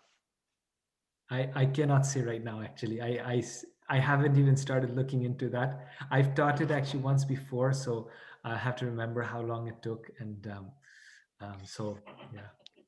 Prabhuji, I know you have to leave. So last question, I know. So you said, the passing grade is 70%. And what if somebody gets less than 70%? Is there a retake or anything? Yeah. There's something like that. I'll write to them and ask them what's the general policy on that. I do think you can retake it. You don't have to go through the whole course again and retake it. You can retake it. I'll ask them and tell you. Okay. Yeah. No, thank you. Thank you. Hare Krishna, Prabhuji. I have to go now, Prabhuji. Something very quick? Yes. 1 minute, very quick. In fact, I stay in Hyderabad, and Yes. I have not written the examination after 1975. So, last exam I wrote was in 1975, in my engineering exam. So I'm planning to go to Pune because my daughter is a devotee and she's an initiated devotee. And for writing the exam only, I'm going to Pune. I'm flying to Pune. Oh, And very for the 10th, I have planned, Prabhuji. I think if it is on 10th, I'll be returning back to Hyderabad on 14th or so. Okay. So if it is on 10th, I think we are prepared for writing the exam. Perfect. So you can send me the email of the devotee who will be. Yeah, my daughter will be contacting you, Prabhuji. Madhuri Rasam Mataji. She will be contacting you. So the exams I'm preparing, and my homework is also on the dot. On Saturday, I have sent the 14th chapter homework. Already I have sent it to you. Very nice. No, thank you for all of you who are doing your homework so nicely. It's a big effort, reading through the chapter with your family and your work. It's really something amazing. It's you'll always look back to it and feel very proud of yourself, because it's very difficult to find so much time for the class and for the homework every week. So I have read the Bhagavad Gita a number of times, Prabhuji, but I have not understood the Bhagavad Gita. Now, as you are telling, no, I am understanding it in a better way. So your explanation is wonderful, and it's the essence and the real meaning of the Bhagavad Gita. We are able to get it now. Thank you, Prabhuji. Thank you very much. Hare Krishna. Hare Krishna. Thank you for your encouragement. Thank you, everyone. Please have a very wonderful Krishna conscious week. And Hare Krishna. Yes, go ahead, Prabhu. I have a last question. Yes. We should not forget to file the taxes April 15th. Oh, yes. Are you giving any break? That is going to be the most important confidential knowledge. Yeah, that is a good point. I mean, I I'm not asking you to answer now, but please think about, how we're going to handle middle of these exams and, reading and homework. It is always a headache. So please start preparing for it now. Like I said, I've given you the study guide. The way to prepare for the exam is to go over the homework questions and to do the verses.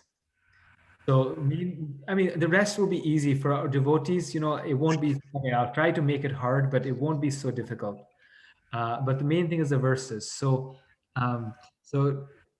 please try to prepare early. Start preparing now for the exam. Because I've given you all the questions pretty much, except for the homework for chapter 16, 17, and 18. You'll get chapter 15 today or tomorrow. You'll just have 3 chapters left. Even for those, I'll give it after the classes, but the point is that you can prepare now for the exam. One other question, Gita, summary of the Gita, how many words supposed to be? So, like I said, very short summary, because you have limited time, limited energy to write. Just literally one sentence. This is what it is. One sentence on each chapter. You tell the essence in one sentence. 18 sentences. 18 sentences. Okay. Maybe I can negotiate and make it 10 sentences. Okay, thank you. Yes. No, as many as you feel you can do, but just make sure to touch on each chapter. Okay. All right. Thank you. Thank you. Thank you very much. Hare Krishna. Srimad Thank Bhagavad. you, Prabhu. Hare Krishna. Thank you. Hare Krishna. Thank you. Hare Krishna. Thank you so much. Thank you, Prabhuji. Hare Krishna. Hare Krishna. Thank you, Prabhu. Prabhuji. Hare Krishna. Krishna. Hare Krishna. Hare